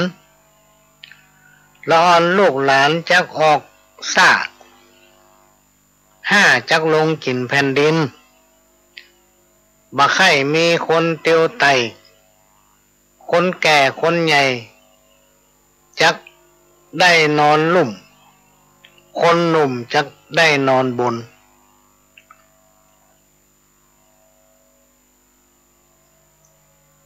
คนซึ่งจะเมาแยกการน้อยหนานจักหนีเข้าป่าลูกหลานจักเหลือกรรมพ่อแม่หินแห่จักได้ยองบนหัวแหวนคนต่างแดนจักมาอยู่เต็มบ้านเต็มเมืองคนจักแย่เพราะกินเหล้าคนเท่าเพราะเกิดเมินดงเหิงบ่มีไผหูจักพืชพักจักได้อยู่ในมุ้งเปียดบุงจักบ่มีไผหาบคนใจบาปจักรุ่งเรืองคนตั้งหลายตัวบ้านตัวเมืองจักมีหูติบตาติบพริกแห้งพริกหลวงจะบ่เผ็ดเฮ็ดจักออกตามร้านค้าจ้างมาจะบ่ได้ยากการคนพิการจะได้เป็นเจ้าคนพ่อคนเฝ้าจะได้เป็นขี้ข้าฝนฟ้าบ่ตกต้องตามฤดูกาลครูเป็นผัวเมียเป็นลูกศิษย์คนผิดจะอยู่เหนือกฎหมายร่างกายจะอ่อนเปี้ยมามีแหงคนตั้งหลายจักได้จิกินมะแขวงมะเขือ ได้สิกินมะแขวงมะเขือเกลือจังหายเก็มก่อนจักสิ้นสุด2,500 กว่าวาษาโลกาจะวินาศถ้ามันผ่าน2,565หรือผ่าน2,500นี่ไปเป็น600เนาะ โลกาจะวินาศอันนี้เป็นกรรมมาเก่าเป็นตำนานมาเก่าพี่น้องท่านผู้ฟังเพิ่นบอกมาว่าเพิ่นได้พบปะตำนานมาเก่าจากนายแทงอย่างมั่วแล้วก็ล่างลาเขียนส่งมาให้มาดูก็อ่านหลายเตือนนะมันจำไม่ได้ถ้ามาแต่งลายขึ้นสร้างนี่นักแก่เนอะพี่น้องท่านผู้ฟังก็มาแต่งลายมากหน่วยเต้าบ่เต้าบ่เป้านี่ลูกมันจะขึ้นสร้างอันแจ้งจะมาเล่นกีฬานี่มีละหันละมาเตะบอลปูปลาจะติดคุกนี่กะคนทุกจะล่ำจะรวยวะมันเหมือนนิทานเรื่องหนึ่งพี่น้องท่านผู้ฟังบอกนั่นไปดูเมื่อมาว่ามันนี่จะตุกเต้าตายจะตุกขนาดแสนสาหัสพอไปดูเมื่อมาปั๊บนี่มันก็เร่งทำงานถึงเมื่อวันเมื่อคืนถ้าวันไหนเดินแจ้งมันถึงมันย่างละอยู่สวนบ่ปู ลูกอันยังปลูกไปพัดเวียนขายอันนั้นเสียงปลูกอันนั้นปลูกไปเรื่อยๆแหละเว้นช่วงปลูกไปจะปลูกทีเดียวนะสมมติปลูกผักกาดใหญ่มาแล้วมันใกล้นี่ขายแล้วก็ปลูกกระหล่ำด้วยทำเนี่ยกระหล่ำใหญ่มาใกล้นี่ขายปลูกผักขี้หูดเนี่ยลกอันนั้นขายนั่นเสียงขายนั่นต่อจากกรรมที่หมอทำนายไว้จะทุกข์แสนสาหัสกลับกลายเป็นคนรวยพี่น้องต้านถูกฟังมาถึงไปไหนผลิตสินค้าออกขายติ๊กคนเอาถ้าขยันเนี่ยไม่ต้องกลัวว่าตายไม่ต้องกลัวว่าตายยิ่งคนมีความมีความกตัญญูต่อพ่อแม่นะมาเริ่มบุญคุณไผ่ที่เคยช่วยเหลือเฮาเนี่ย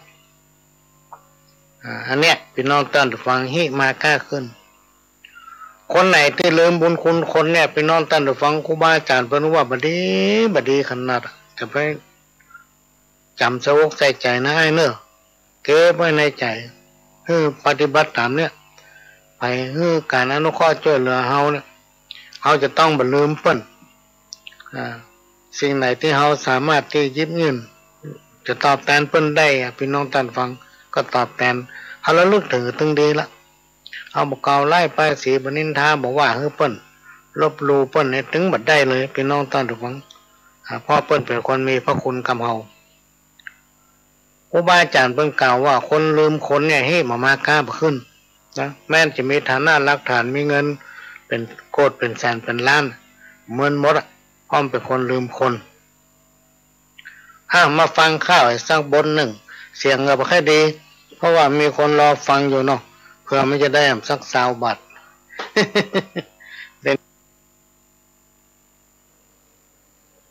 ขณะนี้พี่น้องท่านผู้ฟังก็กำลังรับฟังรายการสาระธรรมกรรมเก่าสาระสัปปะร้อยอันพันเรื่องจากสถานีวิทยุ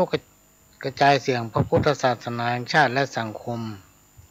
ขึ้นเพื่อการศึกษาพระพุทธศาสนาและวัฒนธรรมFM 104.50 เมกะเฮิรตซ์จากวัดไฟหินวัดไฟหินตั้งอยู่ตำบลสุเทพอำเภอเมืองจังหวัดเชียงใหม่หลังมช.พี่น้องท่านผู้ฟังซึ่งเป็นสถานีของพี่น้องคนฟังทุกท่านเป็นเจ้าของดำเนินรายการด้วยก้าวกับผมประหลวงสว่างธาตุอินจันทร์ประธานเครือข่ายกองทุนแม่ของแผ่นดินจังหวัดเชียงใหม่และ8จังหวัดภาคเหนือก็ต้องขอสุมาภัยกับพี่น้องท่านผู้ฟังโดยวันนี้ตั้งตัวประทัน กำลังคิดว่าวันนี้จะได้เข้ารายการ3 ทุ่มเนาะโอ้สักกรรมเดียวท่านผู้อำนวยการสถานีแจ้งมาว่าวันนี้คนวิทยากรที่มาจัดรายการเพิ่นมาว่างกันพ่อหลวงเข้าแล้วก็อยู่ไปถึง5 ทุ่มเลยเนาะ ก็เลยเป็นกระท่อนกระแท่นตอนแรกก็ต้องขอสุมาภัยด้วยที่จริงก็ตั้งใจว่าจะอยู่กับพี่น้องท่านผู้ฟังเมื่อคืนน่ะพี่น้องท่านผู้ฟังตั้งใจจะอยู่ด้วยกันมันหลายๆคืนติดกันนี่เนาะก็แล้วแต่โอกาสมันมีเพราะว่าช่วงปัจจุบันเนี่ยสถานีไม่ค่อยว่างพี่น้องท่านผู้ฟังผู้ดำเนินรายการมันนักต้องแบ่งปันเวลาแล้วก็บางทีพ่อหลวงก็ไม่ได้มาเข้ารายการเพราะว่าติดภารกิจก็จะพยายามพี่น้องท่านผู้ฟังพยายามมาพบปะพี่น้องท่านผู้ฟังมาเป็นคู่เป็นทีมสำหรับท่านที่นอนบ่หลับแล้วก็มาพบปะกันบ่อยๆพี่น้องท่านผู้ฟังเปลี่ยนบรรยากาศหลังจากได้ฟังสาระสัปปะจากทางสถานีซึ่งทางสถานีก็พยายามสรรหาสาระที่เป็นประโยชน์ฟังเข้าใจง่ายสามารถนำปฏิบัติได้มาออกอากาศให้ฟังก็ต้องขอกราบขอบพระคุณอันนี้ไผ่มาหัวเนี่ยพี่น้องท่านผู้ฟังอยู่ปุ่นสหพันธ์สาธารณรัฐเยอรมันบุ่น เพื่อนก็คงจะเป็นคนไทยเขาเนี่ย ในต่างประเทศพี่น้องท่านผู้ฟังส่วนมากเพิ่นก็เป็นคนตั้งเฮาเนี่ยไปอยู่ในต่างประเทศอยู่ต่างแดนเพิ่นก็ฟังรายการติดตามรับฟังรายการอยู่บ่ได้ขาดนะแม้นว่าจะอยู่ในต่างแดนทั้งภาคอีสานนี่กันหลายพื้นที่หลายท่านที่ไปอยู่ภาคอีสานแล้วก็ติดตามรับฟังรายการอยู่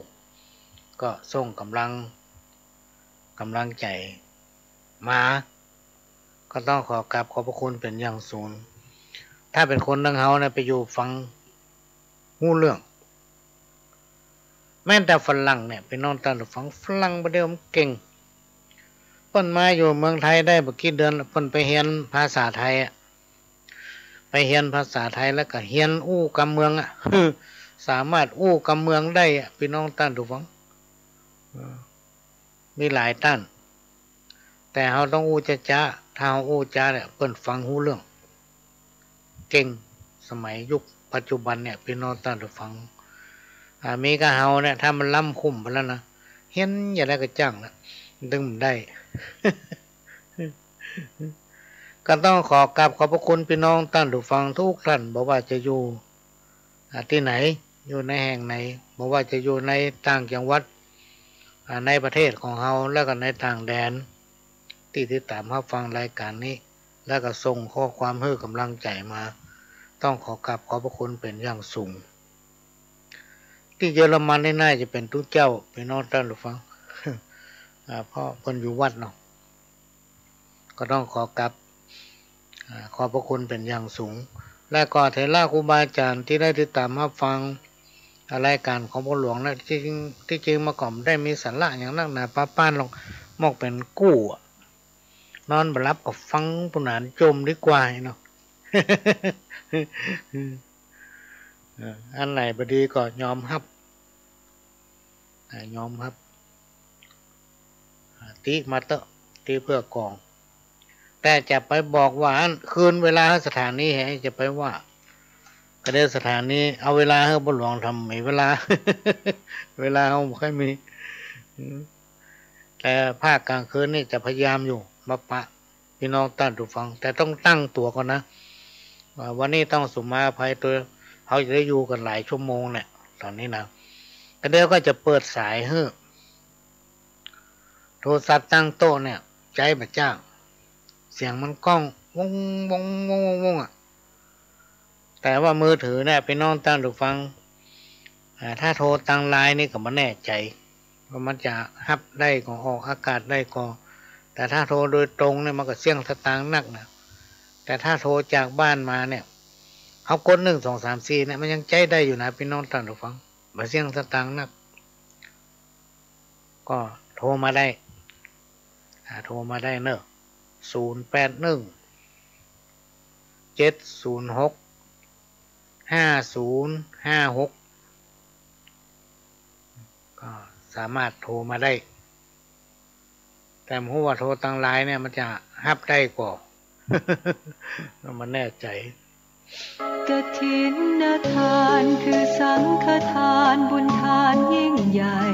1 เดือนข่าวสารเพื่อการประชาสัมพันธ์ขอเชิญชวนศรัทธานักศีลนักบุญทั้งหลายร่วมงานทำบุญทอดกฐินสามัคคีของวัดร้องอ้อตำบลสันพิเชื่ออำเภอเมืองจังหวัดเชียงใหม่ตรงกับวันอาทิตย์ที่6 พฤศจิกายนพุทธศักราช 2565ขึ้น13ค่ำเดือนยี่ทอดถวายกับพระสงฆ์ที่จำพรรษาท่วนไตรมาสของวัดร้องอ้อเวลา 9:30 นาทีเป็นต้นไปขอเชิญชวนร่วมงานบุญกฐินสามัคคีของวัดร้องอ้อตำบลสันพิเชื่ออำเภอเมืองเชียงใหม่จังหวัดเชียงใหม่ตรงกับวันอาทิตย์ที่6 พฤศจิกายน 2565ช่วงเช้า 9:30 นาทีได้บุญได้กุศลโดยพร้อมเพรียงกันมนุษย์สมบัติสวรรค์สมบัตินิพพานสมบัติเพิ่มพูนสัจก็แจ้งประชาสัมพันธ์เนอะพี่น้องท่านผู้ฟัง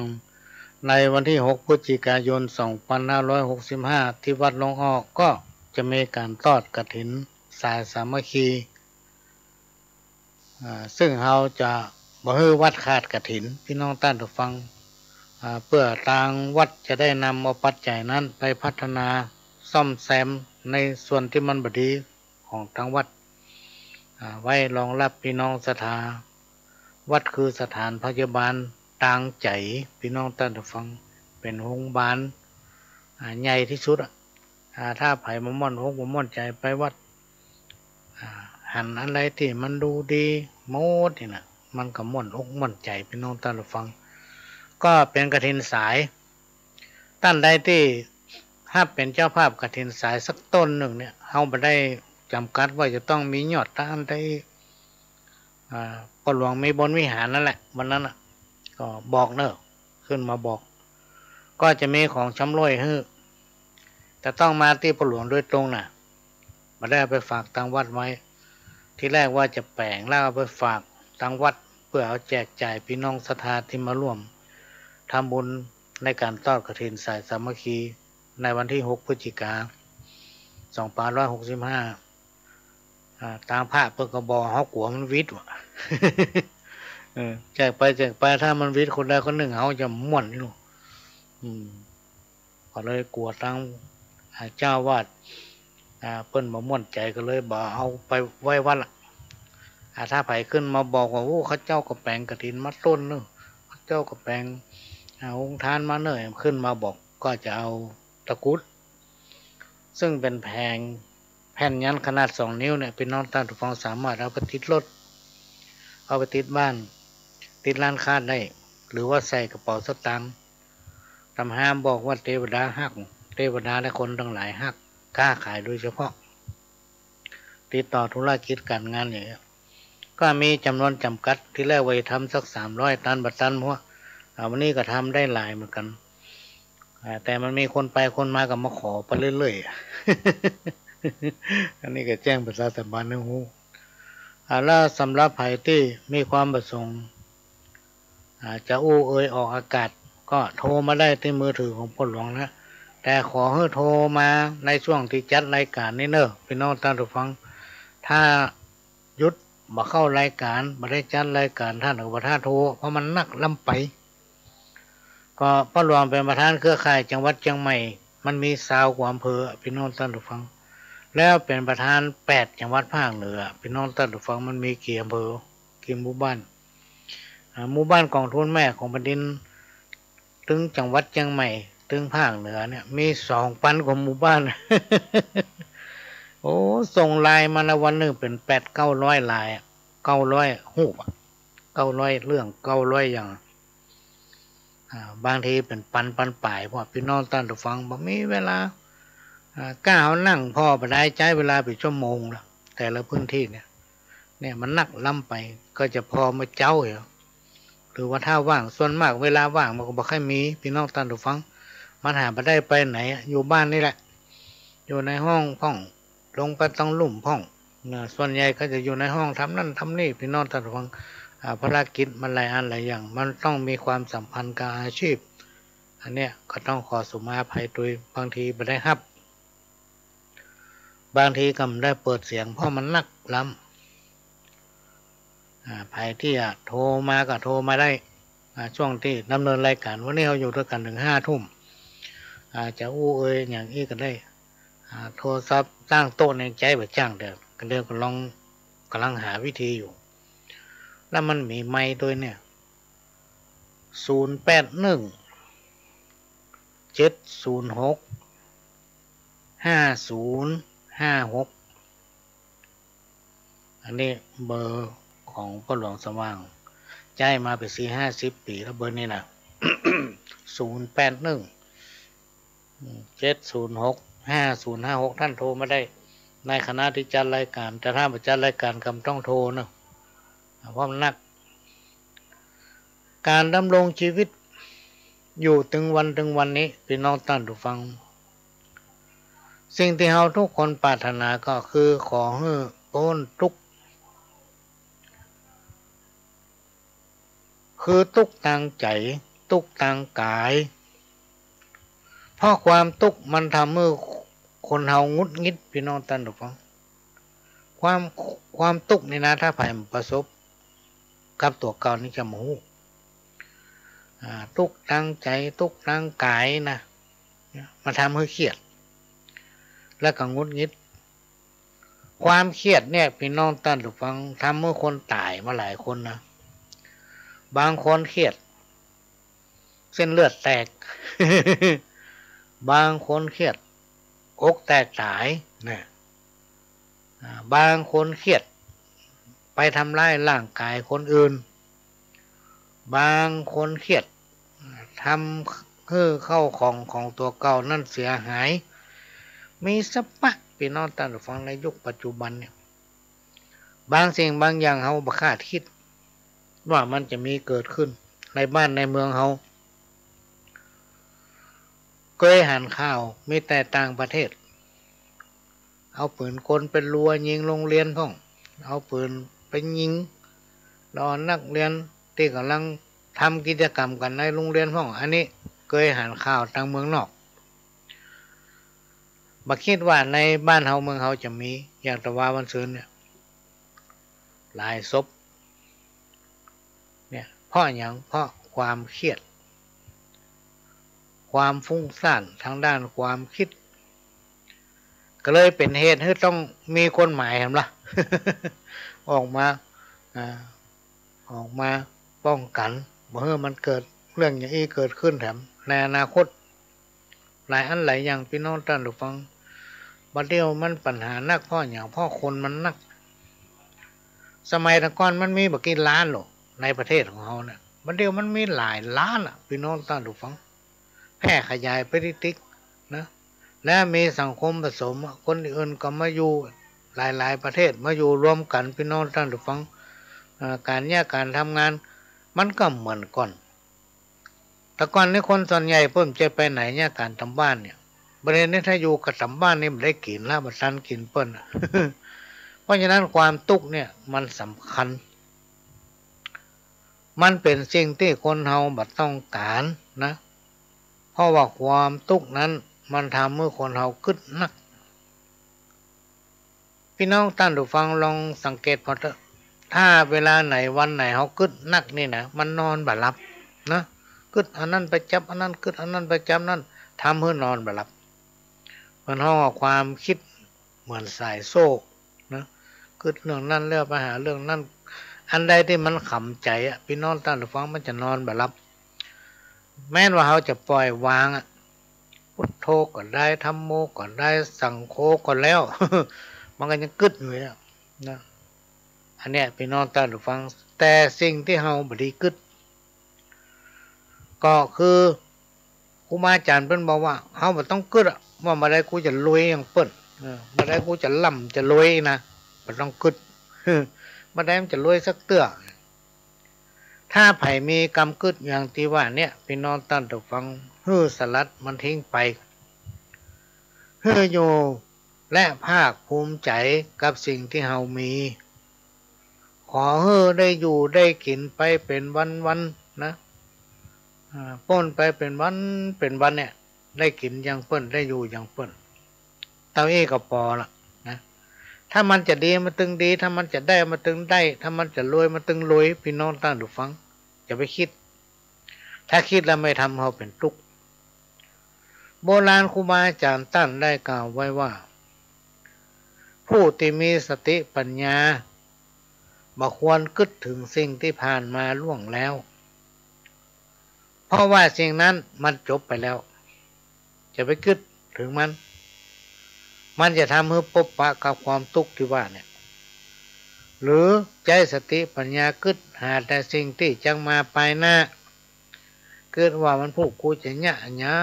งเนี่ยวันฮือกูจะยะอันยังเนี่ยคิดและปัจจุบันเนี่ยพี่น้องท่านผู้ฟังฮือประคับประคองจิตใจให้ดีที่สุดนะอยู่ในสายกลางยุคปัจจุบันนี่นะเขาจะต้องมีสติปัญญา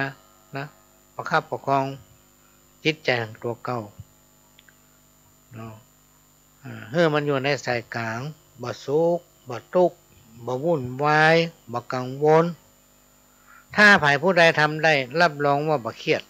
แล้วก็บ่กุ้มใจ ความทุกข์ก็มากำกายมาใกล้ ลองพอเนอะความเป็นอยู่บนโลกมนุษย์ของเราถึงวันนี้พี่น้องท่านผู้ฟังทั้งหลายตลอดระยะเวลาในชีวิตของคนเราอันยังทุกอย่างล้วนแล้วแต่เป็นสิ่งที่สมมุติทั้งนั้นเป็นสิ่งที่สมมุติขึ้นมาทั้งนั้นพี่น้องท่านผู้ฟังสิ่งสมมุติทั้งหลายที่กล่าวมานี้มันคือสิ่งแวดล้อมที่ล้อมรอบในตัวของคนเฮาทุกคนมันเป็นของบัดเตี้ยนพี่น้องท่านผู้ฟังมันเป็นสิ่งที่มันมีความจีรังยั่งยืนเพราะฉะนั้นคนเฮาทั้งหลายจะต้องใช้ปัญญารู้จักกับสภาวะในชีวิตประจำวันอย่าหลงไปยึดติดผูกพันกับสิ่งที่เป็นว่าสมมุติ จงปากันลดทิฐิครูบาอาจารย์เป็นว่านะมองหรือว่าพ่อตนเองอยู่เสมอคนเฮาทุกคนพี่น้องท่านผู้ฟังจะต้องรู้จักตัวเก่านะเหตุที่มันวุ่นวายอยู่ถึงวันเนี่ยแยกกันเป็นก๊กเป็นเหล้าอันนั้นของมึงอันนี้ของกูเนี่ยเป็นพรรคเป็นพวกเนี่ยคนละพรรคละพวกเพราะอย่างเพราะว่าคนเฮานั้นลืมตัวเองลืมตัวเก่าและก็ลืมไปว่าอันยังในโลกเนี่ยมันบัดจีรังยั่งยืนนะมันมีความแน่นอนมันเปลี่ยนแปลงอยู่ตลอดเวลาอันนั้นก็บ่แจ้งเฮาอันนี้ก็บ่แจ้งเฮาลืมคิด ลืมคิดนะและการคบมิตรการคบเพื่อนคบมิตรที่เป็นคนพาลเนี่ยหรือว่าคนที่มีสันดานบดีเพิ่นกล่าวไว้ว่ามันจะปาตัวเฮาเน่าดิบจนสิบหายแม้นความคิดชั่วร้ายอย่าก้ำกายเป็นมิตรร้ายภายในทุกใจพาลแปลว่าโง่เขาลักษณะของคนประพฤติแต่ในทางทุจริตเพราะว่าจะเป็นทางด้านกายด้านวาจาและก็มักจะปาเปื้อนไปกระทำในสิ่งที่บดีนะอันใดที่เปิ้นว่าบดีเนี่ยมันบดีอันเนี้ยมันชอบนิสัยของคนพาลพี่น้องท่านผู้ฟังชอบว่าคนนั้นว่าคนนี้ชอบคนเอานั่นอันนี้ขึ้นมาขึ้นมาว่าสิ่งดีๆมันถึงอู้อันเปิ้นจะไปว่าคนพาลจะได้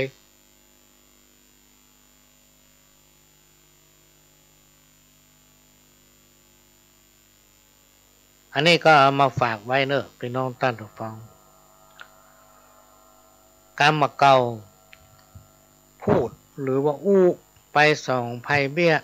ถ้านิ่งเสียจะได้ตำลึงทองพูดหรือไปส่องไพ่เบี้ยถ้านิ่งก็คือบ่บ่พูดได้ตำลึงทองในสมัยก่อนบอกว่าจะไปที่ไหนพี่น้องท่านผู้ฟังมักจะหันเปิ้นเขียนคำสุภาษิตใส่แผ่นไม้ขนาดพองามเนี่ยติดไว้ตามต้นไม้ติดไว้แถวรอบในสถานที่ร่วมกิจกรรมรวมไปถึงที่สาธารณะที่พักผ่อนหย่อนใจตามสี่แยกข้างถนนหนทางที่เป็นย่านชุมชนหรือตามฝาห้องสำนักงานสุภาษิตทั้งหลายเหล่านั้นเป็นข้อคิดคติเตือนใจ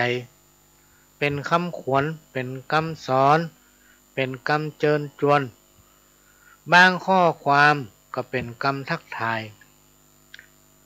คำกล่าวต้อนรับยกตัวอย่างบางป้ายเนี่ยเพิ่นจะเขียนว่าขอต้อนรับท่านผู้มาเยือนด้วยความจริงใจ เขาอ่านแล้วมันม่วนพี่น้องท่านฟังม่วนใจเขาเข้าไปก็ม่วนใจหรือ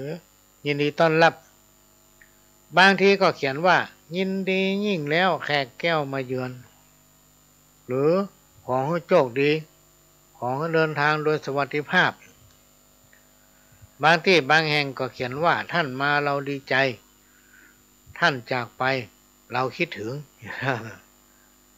กรรมเหล่านี้พี่น้องท่านฟังมันเป็นคติเตือนใจเขาได้พอได้อ่านได้เข้าไปสัมผัสได้ทำเขาม่วนใจและสิ่งที่เป็นเครื่องเตือนสติที่เป็นคำขวัญที่ดีขนาดเลยเพิ่นจะเขียนเป็นคำสั้นๆว่าทำดีได้ดีทำชั่วได้ชั่วหรือ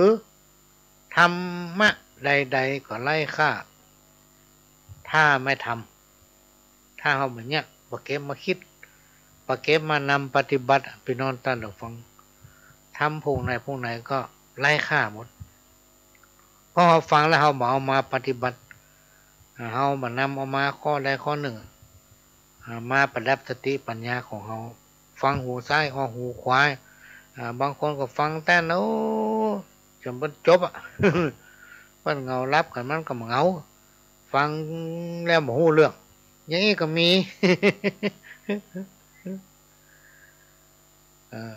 ธรรมะพระธรรมอันเป็นคำสั่งสอนของสัมมาสัมพุทธเจ้านั้นถ้าใฝ่ฟังแล้วก็มีความเข้าใจเอามาประดับสติปัญญาเนี่ยจักนำความสุขมาสู่ตนเองนะการประเก่าที่เป็นว่าบางทีเขาจะเขียนติดตามต้นไม้มีตีหนึ่งไปอ่านหันใส่เพิ่นเขียนว่ากินข้าวแล้วนอนหลับผีปั่นปอนวัน10 เตื้อเนาะ เอาไปอ่านแล้วมันก็แต่ก็หายเนาะพ่อกินข้าวแล้วนอนหลับข้าวข้ามได้ก็ตามกินแล้วก็นอนหลับเหี่ยมันย่าหยังนี่นะผีมาปั่นปอนเมื่อวัน10 เตื้อมันเมากินแล้วรับเมากินแล้วรับพี่น้องท่านฟังต่อไปแม่อย่างมากินมันรับติ๊กๆกันเนาะเพิ่งผีปั่นปอนกัน กรรมทำกรรมเนี่ยบอกว่าถ้าใครเมื่อยใครเป็นนั่นเป็นนี่นะคือมันนอนรับเมื่อวันวะรับมันเหมือนพี่ลูกรับมันเหมือนรับทั้งวันกินแล้วก็รับกินแล้วก็รับก็เดิมเป็นนั่นเป็นนี่ลูก การฮื้อที่มีค่าที่สุดพี่น้องท่านฟังคือการฮื้ออาภัยการฮื้ออาภัยอันใดก็แล้วแต่พี่น้องท่านผู้ฟังถ้าเราทำใจฮื้ออาภัยเหี้ยก็ทำให้จิตใจเราเป็นสุขนะอันนี้เป็นข้อคิดเตือนใจที่มีในที่ต่างๆที่เพิ่นเขียนไว้ในยามที่เราม่วนอกม่วนใจนะประสบปัญหาหรือในยามที่เราเผลอตัวลุ่มหลงมัวเมาในยามที่คนเราประสบปัญหาความทุกข์ยากเดือดร้อนพอได้อ่านสุภาษิตหรือข้อที่เป็นคติเตือนใจที่กล่าวมาแล้วนี้จะทำให้ได้ข้อคิดหรือว่าคิดได้พี่น้องท่านผู้ฟังสามารถที่จะนำเราไปพบไปปะต่างออกอันนี้เป็นสิ่งที่นำมาฝากเนอะพี่น้องท่านฟังแจ้มาสอนนะเอามาเล่ามาอู้ให้ฟังกฐินทานคือสังฆทานบุญทานยิ่งใหญ่1 เดือนข่าวสารเพื่อการประชาสัมพันธ์ขอเชิญชวนศรัทธานักศีลนักบุญทั้งหลายร่วมงานทำบุญทอดกฐินสามัคคีของวัดร้องอ้อตำบลสันติเชื่ออำเภอเมืองจังหวัดเชียงใหม่ตรงกับวันอาทิตย์ที่6 พฤศจิกายนพุทธศักราช 2565ขึ้น13 ค่ำเดือนยี่ทอดถวายกับพระสงฆ์ที่จำพรรษาท่วนไตรมาสของวัดร้องอ้อเวลา 9:30 นาทีเป็นต้นไปขอเชิญชวนร่วมงานบุญกฐินสามัคคีของวัดร้องอ้อตำบลสันติเชื่ออำเภอเมืองเชียงใหม่จังหวัดเชียงใหม่ตรงกับวันอาทิตย์ที่6 พฤศจิกายน 2565ช่วงเช้า 9:30 นาทีได้บุญได้กุศลโดยพร้อมเพรียงกันมนุษย์สมบัติสวรรค์สมบัตินิพพานสมบัติเพิ่มพูนสัจนี่ได้หลายร้อยแล้วนะฝากไว้นะ ขี้ดอกมันขึ้นเนอะบุญญาปาละห้าพ่อปิตามีเต้าได้จะฟังเนื้อลูกเต้ามุนตานล้นเรือเนื้อหัวต่างเก้าเป็นสัตว์บางเงาลมพัดต้นโพสไลกิ่งใบมีนักนกหนูย่อมเข้าไปนอนกูลต่อ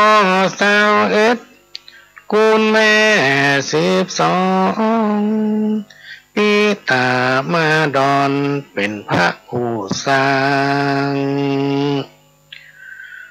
ทะเลคุณเขายกเอามาอ้างสุดจะประมาณอ่านคิดป้อยอมมอบกายถวายชีวิตอยู่กับแม่เจ้ามารดามีภรรยาลักบุตรีบุตาต่อไปนี้นะพ่อจักขอสู้ภาระตั้งหลายพ่อจักกอบกู้จำเป็นแลดูสปะการอยู่การกินนี่สินฐานะตั้งแต่สร้างบ้านจันก่อนลัดเดิกลูกเจ้าฮีเข้าหอมของเหือปอไหลน้องบ่มีวางเอือนแม่จักไปไหนบ่ว่าไก่ไก่เป็นห่วงเป็นใยสะปะกลัวเจ็บในใจบ่ไหวสันจะกลัวเกิดลูกน้อยกลางต่างอันนี้เป็นพระคุณของพ่อพ่อเนี่ยพี่น้องท่านผู้ฟังมีคุณถึง21ประการเดี๋ยววันหน้าก่อนจะไปถามครูบาอาจารย์แล้วมันเล่าให้ฟังประการ1คืออย่างประการที่2คืออย่างนี้นะ ส่วนมากเขาไปที่อื่นเขาจะจ้อยน้อยเดียวนั้นเขาก็จะจ้อยในลักษณะเกินเป็นหัวข้อมันบุญญาปาละพระปอปิตามีเต้าได้จะขานบอกคือคุณปอ21คุณแม่12ปีตามาดอนเป็นพระผู้สร้างอย่าสิจ้อยได้เอ๊ะพี่น้องท่านผู้ฟังถ้าใครเคยฟังต่อก็ไปหาวิทยุมาเปิดคนเดียวเด้อเนาะ เปิดก็ตามใจเด้อแล้วก็พระคุณของแม่นี่ก็ยาวก็ตั้งป่ายมันนะถ้าใครเคยฟังต่อก็ไปหาวิทยุมาฟังคนเดียวแม่นี้เกิดลายตัวนายเกิดตื่นบอกเกิดหาบุญคุณแม่เลี้ยงแม่อุ้มหอบนายนักข้างหนองเปี้ยมแม่ก้อยหอบอุ้มเดินเตียวเลี้ยงใหญ่มาแล้วกลับกลายเป็นงูเขียวบ่ใครเดินเตียวมาหาแม่เจ้าแม่มาตุกใจแยกการตึงเท่าพอหิวแห้งลอยอ่อนนักลูกเต้าเต็มใจเป็นเตวตัดมาซัดขวางหื้อหนีไปแม่เลี้ยงลูกไว้หวังได้สุขใจแม่ได้กินได้ไว้ปั่นลูกเต้าบัดเดียวนี้เฮ้ยบ่มีไผเฝ้ามาสัวตุ้มลาแม่ไว้ น้อยอกมองใจกับเจ้าลูกไทยแม่นั่งสีตาให้ถึงวันก็ทอดแม่เลี้ยงลูกเต้าจอมควานแม่หวังสุขบานคอยทุกโศกเศร้าแม่หวังกินแห้งซ้ำกายเป็นเจ้าหมอนักเบาถอยจ้าหวังถึงสวรรค์เย็นผมจันฟ้าซ้ำบ่มหญ้าเปอะดินแม่เลี้ยงชีวิตอินทรีย์หากินเลี้ยงลูกใจหญิงเด็กขาหนุ่มน้อยบ่ใจแข้งจ่าเนื้อนายน้องน้อยตามก็มีบอกตักจำใส่ใจเนื้อเจ้าลูกรักเหมือนกันชู้ผู้หญิงใจนี่ก็ต้องปาดมันน้อยเดียวจบ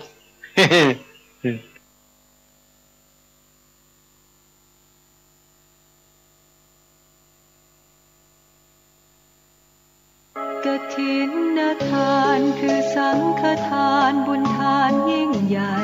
1 เดือนข่าวสารเพื่อการประชาสัมพันธ์ขอเชิญชวนศรัทธานักศีลนักบุญทั้งหลายร่วมงานทำบุญทอดกฐินสามัคคีของวัดร้องอ้อตำบลสันพิเชื่ออำเภอเมืองจังหวัดเชียงใหม่ตรงกับวันอาทิตย์ที่6พฤศจิกายนพุทธศักราช2565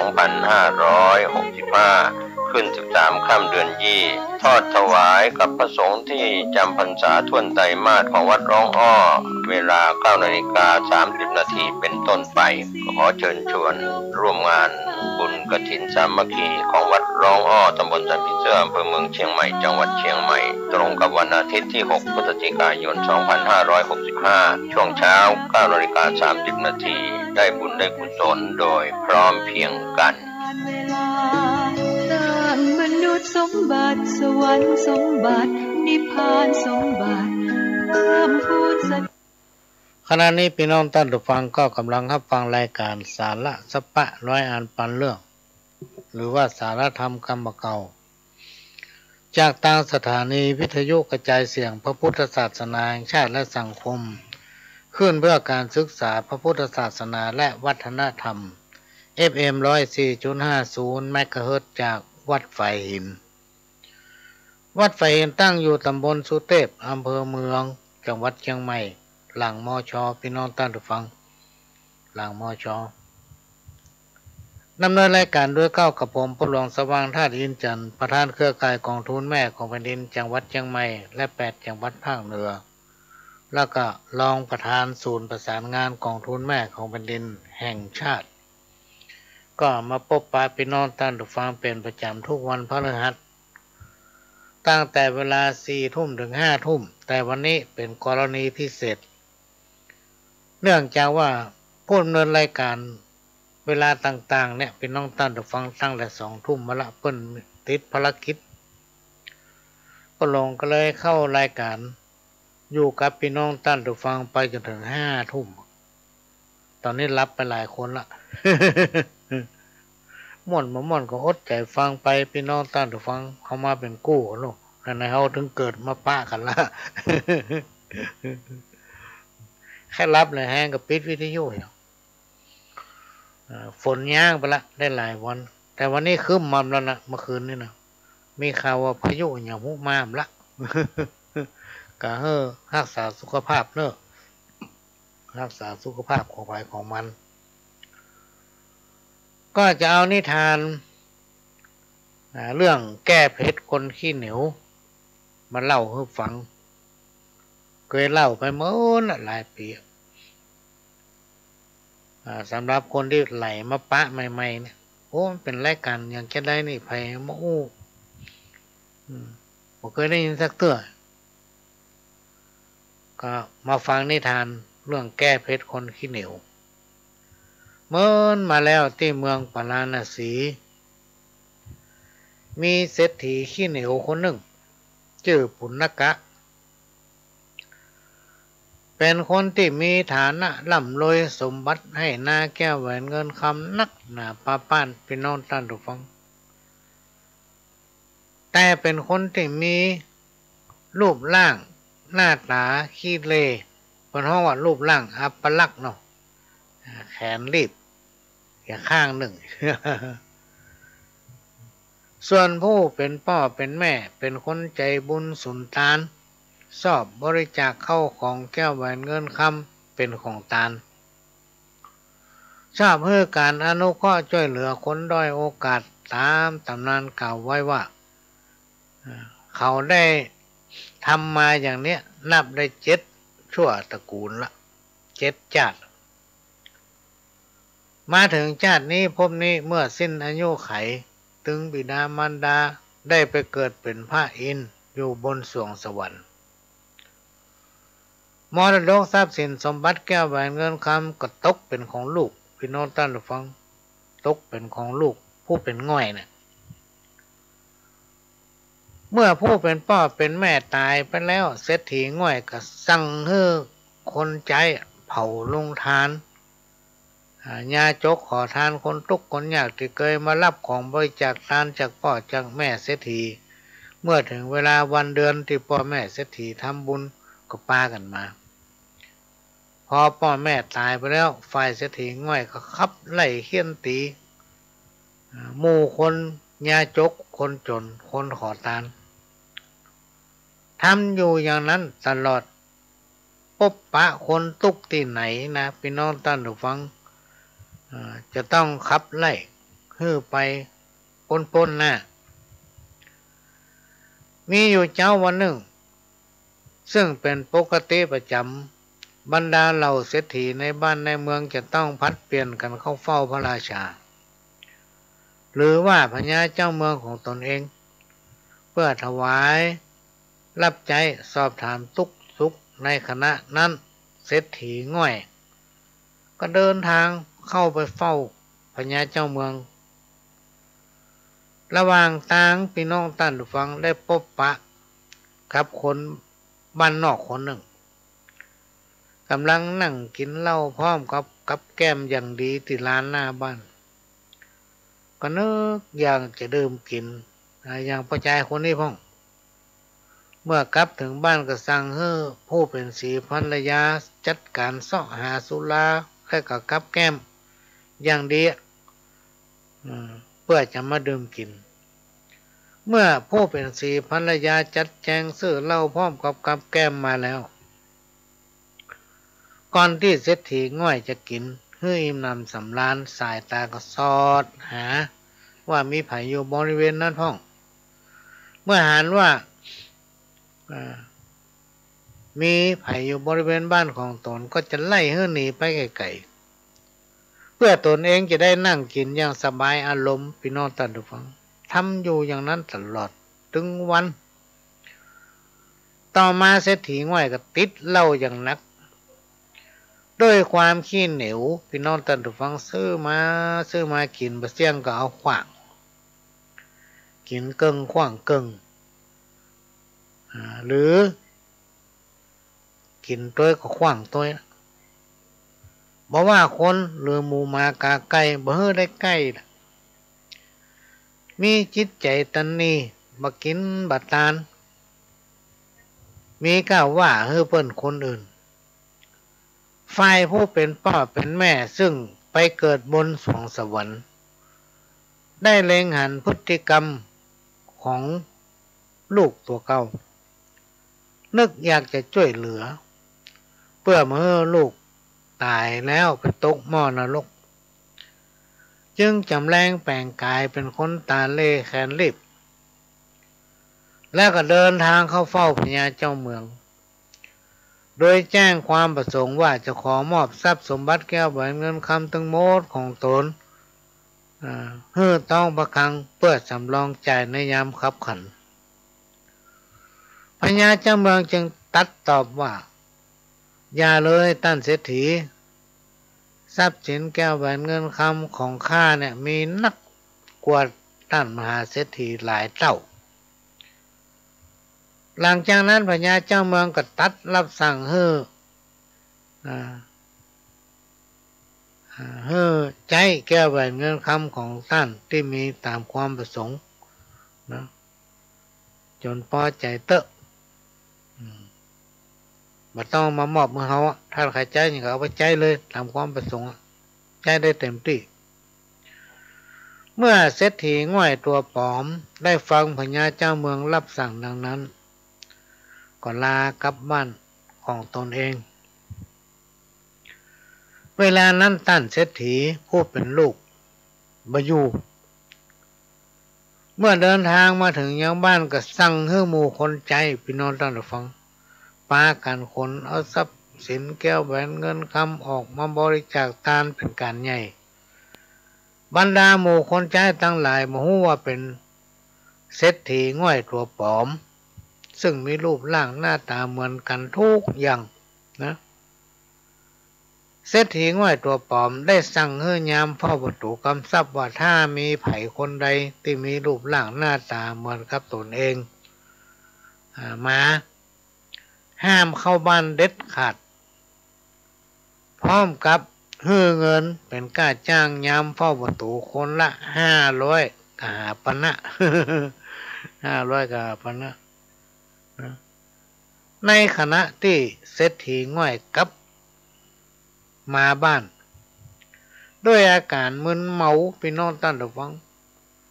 บอกกำลังเดินทางมาถึงประตูจะเข้าบ้านก็ถูกยามที่เฝ้าประตูห้ามให้เข้าบ้านห้ามเข้าบ้านเด็ดขาดอ้างว่าเจ้านายสั่งฝ่ายเศรษฐีง่อยแปลกใจและก็เสียใจบ่ฮู้จะยะอย่างไรก็ได้เดินทางเข้าเฝ้าพญาเจ้าเมือง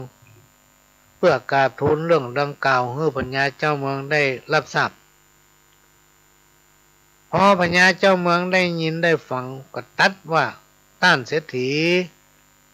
จะเอาอย่างใดกันแน่เมื่อตอนเจ้าก็เข้ามาขอว่าจะมอบแก้วแหวนเงินคำสปะสมบัติที่มีอยู่ให้ข้าแต่ข้าบ่รับบัดเดี๋ยวนี้กลับมาหาข้าทำละจะเอาอย่างใดกันแท้ไอ้น้องฝ่ายเศรษฐีง่อยก็ทูลว่าข้าขอพระองค์ห้องเอาคนที่อยู่ในบ้านของข้ามาไต่สวนพอรอเพราะว่ามันมีคนปลอมเป็นตัวข้าเนี่ยเข้าไปอยู่ในบ้านแล้วห้ามให้ข้าเข้าบ้านเข้าจองกันเนาะพญาเจ้าเมืองก็รับสั่งเพื่อเศรษฐีตัวปลอมเข้าเฝ้าเพื่อสอบถามความจริงเมื่อเศรษฐีตัวปลอมมาถึงคนถึงมดต่างกับป้ากันตกใจพี่น้องท่านผู้ฟังเพราะถึงสองคนมีหน้าตาเหมือนกันรูปร่างลักษณะนะอัปลักษณ์เหมือนกันกู้ยังพญาเจ้าเมืองสั่งให้ภรรยาเข้ามาเฝ้าภรรยาของเศรษฐีง่อยไล่ให้จี้ตัวผู้เป็นภรรยาก็จำมันได้พี่น้องท่านผู้ฟังรวมไปถึงบ่าวไพ่คนใจตั้งหลายก็ยังจำไม่ได้สักคนฝ่ายเศรษฐีง่อยตัวจริงล้มลงพี่น้องท่านผู้ฟัง ด้วยความตื้นตันใจแน่นอกแน่นใจล้มลงเป็นลมจักหมูสึกตัวกลายเป็นอัมพาตนอกจากตัวจะพิการแล้วยังกลายเป็นอัมพาตเนื้อตัวแข็งดิ้นได้ก้าคอพับตายิบยิบ เศรษฐีตัวปลอมสมน้ำหน้ามันนิทานชาดกเรื่องนี้เป็นนอนตั้นหรือฟังสอนให้คนทั้งหลายได้รู้ว่าคนขี้จิว่าทำบุญเฮือทานว่าช่วยเหลือไผคิดก็จะกินคิดก็จะเอาของเปิ้นมาเป็นของตัวอย่างเดียวปากอ่อนปากหวานอู้ดีแต่ในใจมันมีความเอื้อเฟื้อเผื่อแผ่นะ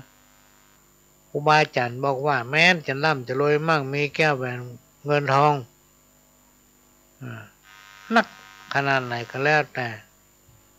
บั้นปลายชีวิต หรือในอนาคตถึงมีความเจริญรุ่งเรืองนะจะต้องมีอันเป็นไปหลายๆคนพี่น้องท่านผู้ฟังมีบุญนักขนาดแต่ไม่ได้ทำบุญเพื่อให้บุญที่เราทำในปัจจุบันเนี่ยไปเชื่อมกับบุญเก่าบุญเก่าก็เลยมาบ่ถึงพี่น้องท่านผู้ฟังมันก็เลยมีความทุกข์กังวลแม้จะมีสมบัติหลักฐานมีบ้านมีจองมืดนึกอันใดก็ใครได้อันนั้นเนี่ยมันก็ถึงมาม่วนอกมาม่วนใจพี่น้องท่านผู้ฟังอยู่ในถึงม่วนเป็นทุกข์นะคิดกระทางบดีอยู่หั่นอ้อมเป็นกรรมที่เกิดจากการกระทำของตัวเก่าในชาตินี้พวกนี้และบุญที่ติดตามมาตัวเนี่ยมันจะเสื่อมไปเสี่ยงไปเสี่ยงไปเพราะเราทำเพิ่ม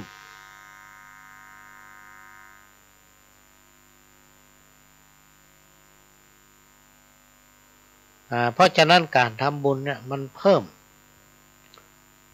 เป็นหนทางเพื่อจะให้บุญเก่านั้นมาถึงเราอันนี้ก็มาฟังเนอะเป็นนอนตัดฟังใจมาสอนนะ ศีลไม่ได้อยู่ที่พระธรรมะไม่ได้อยู่ก้าที่วัดเงินไม่ได้อยู่ที่เศรษฐีศีลอยู่ที่ใจของคนเฮาเนี่ยเป็นนอนตัดฟังธรรมะนี่อยู่ที่สติกับปัญญาว่าเราจะมาใจอย่างใดพี่น้องท่านผู้ฟังเงินอยู่ที่ทุกคนเงินมีอยู่กับทุกคนพี่น้องท่านผู้ฟังที่เป็นคนขยันหมั่นเพียรนะคนไหนขยันมีสตังค์ถ้าเขาเป็นคนขี้ข้านเนี่ยก็มีกินมีใจเพราะเขาเป็นคนขี้ข้านคนเฮาเกิดมามีอย่างแต่ละคนเกิดมาไม่ได้มีอย่างซักอย่างติดตัวมานะแม้แต่ฮุกเขายังกกขว้างเลยบอกว่าจะเป็นเสื้อผ้าอย่างสะพะสะเพ็ดแก้วแหวนเงินคำสมบัติพระสถานกำได้มาตัวนะต้องมาให้หาเอาถ้าบุญนักป้าป้านเมื่ออดีตชาติก่อนหรือว่าในยามที่เราเป็นคนได้ทำบุญสุนทานนักพี่น้องท่านฟังบุญนักกับตัวมาเอาบุญมันจะเกิดขึ้นทางใจพี่น้องท่านฟังจะเกิดขึ้นทางใจและจะแผ่ขยายไปถึงลูกเต้าลูกเต้าจะเป็นคนดีนะลูกเต้าจะมีบุญบารมีจะเป็นคนดีของพ่อของแม่เป็นคนดีต่อวงตระกูลด้วยหน้าบุญที่เราได้สั่งสมไว้อันนี้ก็นำมาฝากเนอะพี่น้องท่านผู้ฟังนำมาฝากมาให้ฟัง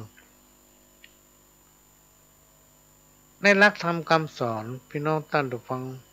มีอยู่บทหนึ่งเป็นว่าสัมมาสัมพุทโธอันว่าสัพพัญญูพระพุทธเจ้าตนเป็น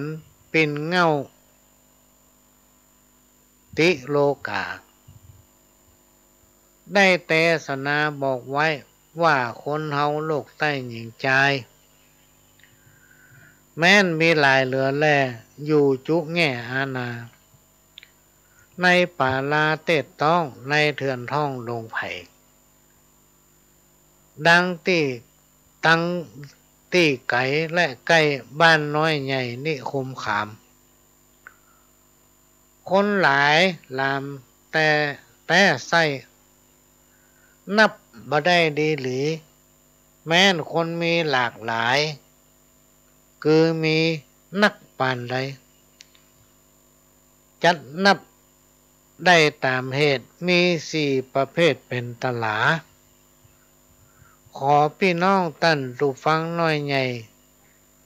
จดจำชื่อไว้ในใจตะโมตะมะปะละยะโนคือคนมืดมามืดเป็นเก้าแจ้งมามืดไปเล่าเป็นปลายคนมากหลายตุกเตดบ่อป้น4ประเภทไปไหนค คนมืดมามืดไปแต่เล่าพระพุทธเจ้าจ่าไขว่าคนผู้ใดจาดก่อนมีใจลิงค่อนตังดำได้ปฏิบัติตนกระทำกรรมจ้าถอยตั้งน้อยใหญ่หลายประการหันคนทุกผ่านมาใกล้ออกปากขับไล่จำหนีหันพระสงฆ์องค์เจ้ามาบิณฑบาตตามกองบัตตลิปองใส่บาตรบ่ฮู้อภิวาทวันตามีใจปาลาฮึกหยาบกระทำบาปตึงวันใจของมันบอดใบบ่เคยได้หยอตานยังอาหารเข้าน้ำวัตถุพร่ำพร้อมปัจจัยพื้นครัวใบแผ่นผ้าอาสนะแต่นจองนอนเสื้อสาดหมอนเครื่องใจก็บ่ได้เกยตามเวลามีงานหรือการงานก็หล่นไปยืมของวัด เปิ้นมาเฮ้อโคตร เวลาเปิ้นตานมาก็มาตานกับเปิ้นอันนี้คือคนประเภทที่หนึ่งศีลห้าศีลแปดบ่ได้แขวดกับโตนเต้าเมามัวเลี้ยงไส้บ่เคยได้ฟังเทศน์ฟังธรรม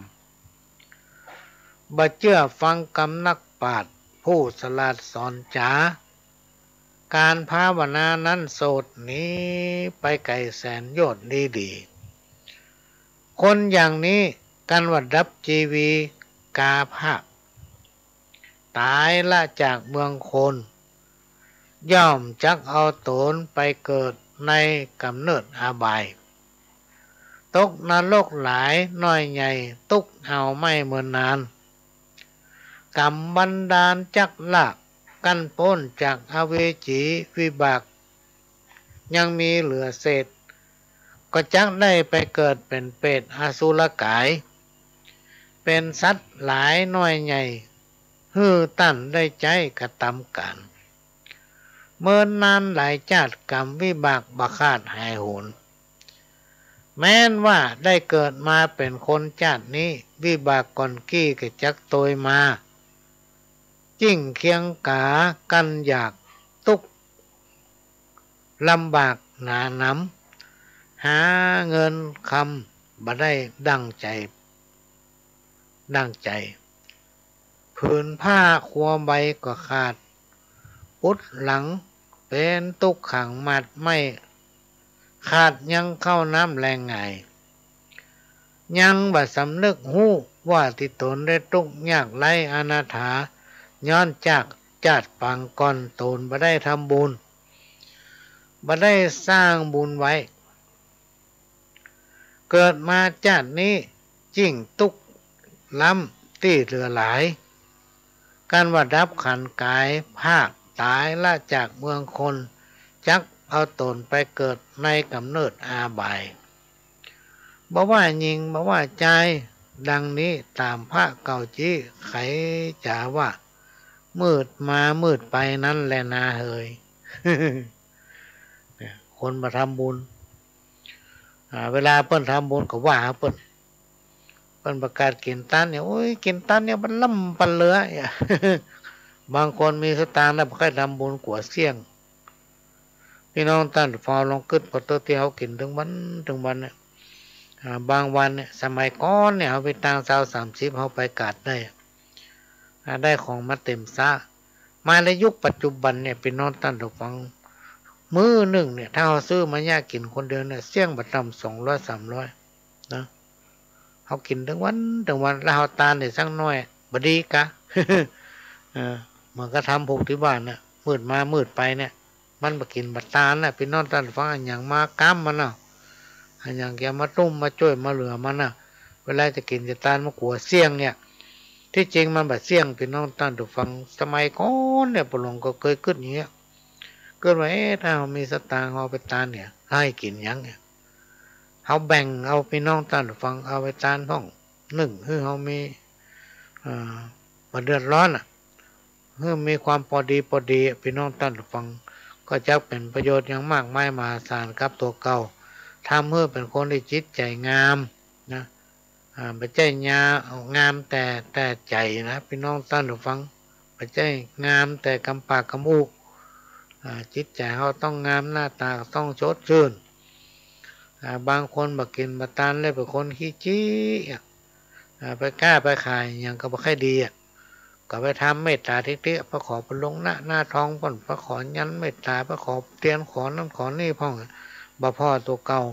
ว่าตัวเก่าเป็นคนขี้จี้บักกินบักตานหน้ามันถึงมางามวันค่ำจะมีเมตตานักขนาดไหนก็แล้วแต่ถ้าเป็นคนขี้จี้หน้าบางงามไม่นะเป็นแม่ก้าแม่ขายกระตึงขายของบดีเพราะหน้ามันใกล้วันค่ำไผ่ไปใกล้มัน คนแถมจำพวกนึ่งนั่นไส้พระที่เก่าไว้ไข่จ่ามืดมาแจ้งไปหน้าคือคนโลกล่าหญิงใจทุกยากหลายบันน้อยตกตำก้อยอนาถาแสวงหาเลี้ยงไส้บ่กุ้มไข่คืนวันหัวอกเป็นควันไม่เดือดบ่รู้เหือดเครื่องกามาพิจารณาหันเหตุรู้แจ้งเจตในใจว่าจาดแล้วได้กากาดแก้วต่างบุญบ่ได้หนุนยกยอยืนด้วยใจจื่นยอตานยังอาหารเข้าน้ำวัตถุพั่มปัจจัยผืนผ้าแผ่นขวาใบแก่คนกำพร้าอนาถาแก่คนชราแก่เฒ่าแก่พระสงฆ์องค์เจ้าสมณะจีพามศีลดวงงาม58บ่ได้แขวดไว้กับโตนเต้ามัวเววนประมาทบ่เกิดแขวดหาตางบุญใจทารุนฮึกหยาบการได้แก้แต่กระทำบาปหนานำเตียวต่างดำใจบ่เตียวต่างดีต่างบุญมีบ่น้อยบ่ติดห้อยโดยตนเมื่อเกิดมาเป็นคนชาตินี้จึงตุกล้ำตี้เหลือหลายนะเมื่อมานั่งกึดฮอดแล้วก็ละตอดต่างดำยุดกระทำกรรมบาปอันฮึกหยาบนามีศรัทธายั่งเชื่อใจไฟเอื้อต่างบุญฮือตาหนุนจะใจตามที่ตนได้มีมาบรรลาสาปมาตบเว้นขาดเสียศีลเป็นอาจินกึดสอดเอาตัวรอดนามธรรมตามธรรมหนทางมืดดำหลีกเว้นโดยตามเส้นกองดีกันว่ารับอินทรีย์หมู่มู่ย่อมจักไปสู่สวรรค์ทุกคืนวันจื่นจ้อยในปราสาทซ้อยเมืองบนเมื่อเกิดมาเป็นคนโลกใต้ก็บ่ยากไล่มองขีเข้าของมีพร้อมพั่มตั้งเข้าน้ำและปัจจัยเงินคำใส่แผ่นผ้าตั้งจ้างม้างัวควายสมบัติหลายเลือนแล่ดูตั้งแพ่เทตานตามหลังผ้าก้าวจีจ่าใครว่ามืดมาแล้วก็แจ้งไปเนี่ยเป็นคนจำพวกที่เปิ้นทำบุญพี่น้องท่านหลวงพ่อทำบุญเพื่อตามกำลังของตนเองเมื่อเขาทำไปแล้วตัวเขาบ่เดือดร้อนครอบครัวของบ่เดือดร้อนทำไปเถอะอันเนี้ยเปิ้นห้องว่ามืดมาแล้วก็แจ้งไปถ้าเราเกิดความเข้าใจว่าโอ้การทำบุญน่ะมันดีประการแรกก็คือทำเพื่อสบายอกสบายใจได้ทำบุญแล้วมันอกมันใจได้ยัดน้ำหมายตานไปถึงสัมภเวสีถึงเจ้ากรรมเจ้าเวรอย่างเงี้ยอันเนี้ยพี่น้องท่านฟังก็มาฝากไว้มาอู้หูฟังแล้วคนทำจำพวกหนึ่งพระเป็นเจ้าไข่จ๋าว่าแจ้งมาแจ้งไปหน้า บัตกตำจ้ามองขีคือคนโลกีโลกใต้สร้างบุญไว้หนาหนำในข่าวคาจาดก่อนบุญอันนั้นบ่ฮอนหายสูญเกิดมาเป็นคนจาตินี้บุญก่อนกี้ตุยมาพ่องเป็นพญาภาพดาวพ่องเป็นเต้าเสวยเมืองยศเรืองแผ่กว้างบ่มีไผอ้างเตรียมโตนมีแต่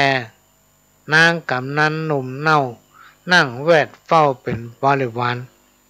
สุขสำราญจื่นจ้อยประตำก้อยมองขีพ่องเป็นเสนาบดีอำมาตย์ซักอาจนำหนาเป็นปุโรหิตายศใหญ่รู้แจ้งไข่กองดีเข้าของมีถมหนามีพญาดันสอดหูแจ้งลอดตามธรรมว่าบุญจักนำมาเกิดเอากำเนิดเมืองคนยิ่งบ่ทาลนสำราญบ่พ่อนยิ่งกว่าจัดก่อนเดิมอ่อนบอกว่าบ่อาวรกันอยากบ่ตกต่ำจ้าดีหลีเหมือนได้อยู่ปราสาทแก้วห่อใจว่ะ คนทำจำพวกหนึ่งพี่น้องตั้นหรือฟังเพิ่นกล่าวว่าคนทำจำพวกนั้นไซพระที่ไว้จ่าไขว่าแจ้งมามืดไปหน้าก็คือคนโลกล่างยิงใจสำล้านหลายบ่พ่อนย้อนจัดก่อนเดินมาสร้างบุญหนาเมียดไว้บุญนั้นไล่ตัวโตนเกิดมาเป็นคนจ้านนี้สุขล่ำตี้ขนาพ่องเป็นพญาใหญ่น้อยอยู่ปราสาทสร้อยมนเทียนสุขเสถียรยอดยาวหรือไข่ตัวดาวพ่องเป็นคนในอามาตย์จบสลาดกองต่างเมืองนะพ่องเป็นเสนาเรืองยศใหญ่คนลือไข่ธานีพ่องเป็นเศรษฐีใหญ่มีใจไข่จุปการสมบัติเข้าของยายญาติบ่ฮู้ขาดบางตาบ่เครื่องกาต่ำก้อยสุขจื่นจ้อยคืนวันแล้วปากันประมาทบ่คิดขวาดสางธรรมนึกว่าความสุขสำราญนั่นเล่าเป็นเพราะบุญเก่าจาดก่อนปางหลังจึงสมหวังกู้เจื้อทุกวันสมไฟเอื้อจุปการมัวสำราญค่ำเจ้าเพราะความมูลมั่งเต้าเรือหลายจิตใจเลยบ่ตั้งมั่นอยู่ในธรรมตัณหานำเหิมมืดบอดบ่กึดฮอดทางไหวกามตัณหาตัวถ้อยเข้าจองห้อยหัวใจลูกเมียไผ่บ่ฮู้เอามาเป็นจู้แปลงปั่นดื่มแต่เหล้าสุราบ่มีความขุนนาไผ่น้อยทำตัวเป็นดังคนถ้อยเคียงขี่เบียดเบียนคุยยังผู้น้อยมัวเมายศใหญ่เมาเครื่องใจเงินคำใจเลยดำบอดใบบ่กึดไข่วันตายบ่กึดหมายไฟอ้างบ่กึดสร้างต่างบุญเข้าของมีหลายเรือแล่บ่กึดแผ่เทตานแบ่งปันให้คนกันอยากคนลำบากอนาถาการวัดการว่าน้อยใหญ่บ่เคยได้อุปถัมภ์ห้องว่ามีเงินคำเสียเปล่ามูลมั่งเต้าเสียดายบ่ฮู้ถวายก้มเก้าไหวพระเจ้าเนินไหนสินจังคาน58บ่ได้กดแขวดไว้กับโตนกันดับขันกาภาคตายละจากเมืองคนย่อมจักเอาโตนไปเกิดในกำเนิด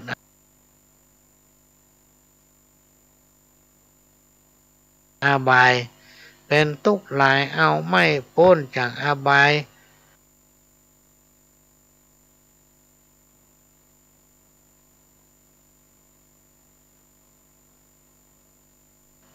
ได้กลับมาเกิดเอากำเนิดเป็นคน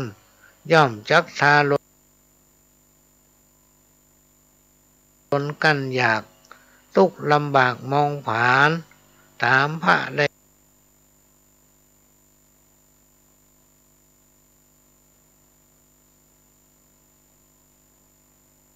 กล่าวไว้ไขจ๋าแจ้งมามืดไปหน้าเป็นคนถอยจ้าจังไรจ่าเตรียมไปเปรียบไว้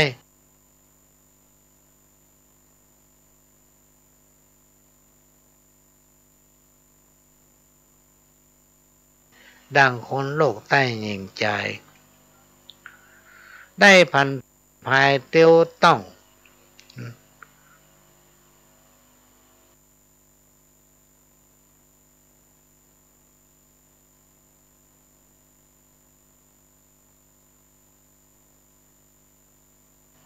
ปันภายเตียวต้องจากที่แจ้งส่องหัน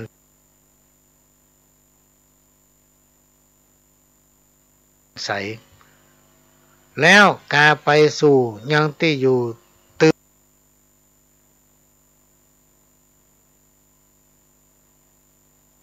ึบตัน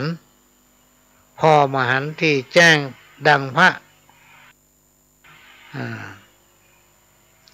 ได้จากไขก้าวไว้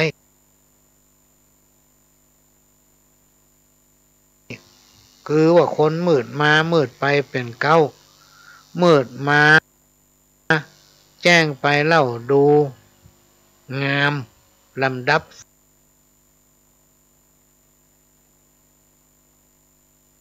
39จี้เฮ้อแจ้งทีหันใสแจ้งมาแจ้งไปหน้าบัดลำจ้าทาลนจำพวกคนท่วนสี่ภาคเก้าจี้ไข่ปันว่าแจ้งมามืดไปสุดสองน้อยเป็นคนถอยสามานคนสงสารโลกใต้บ่มีไรเหลือหลายกั้นกฎหมายตามเหตุมี4ประเภทเป็นตลาดังได้จ่าแต่ต้นติดสืบส้นถึงปลายขอตั้นผู้ฟังตั้งหลายมวลหมู่อันนั่งเปิดวิทยุฟังอยู่ จุ้งจำไว้เนอะอันนี้เป็นกรรมธรรมนะไปนอนตั้นหรือฟังไผ่มัวส่งมาเฮือเมินมาละก็มาอ่านให้ฟัง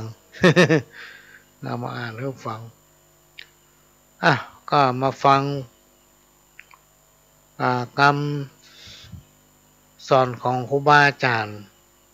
ที่มันเป็นคงเป็นกรพี่น้องตั้นหรือฟังป้อนเขียนว่า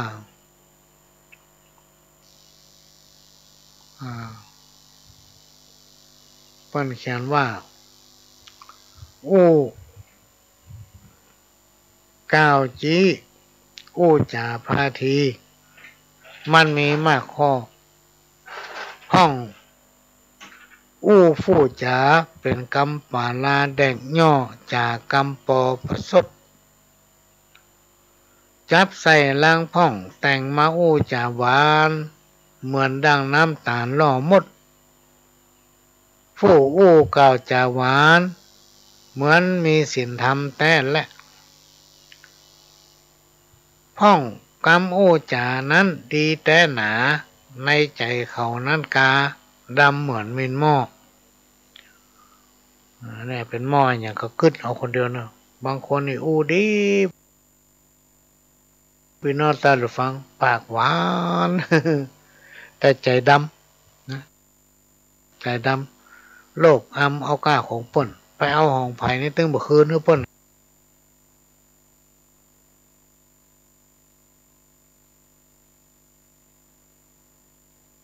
นะโดยเฉพาะ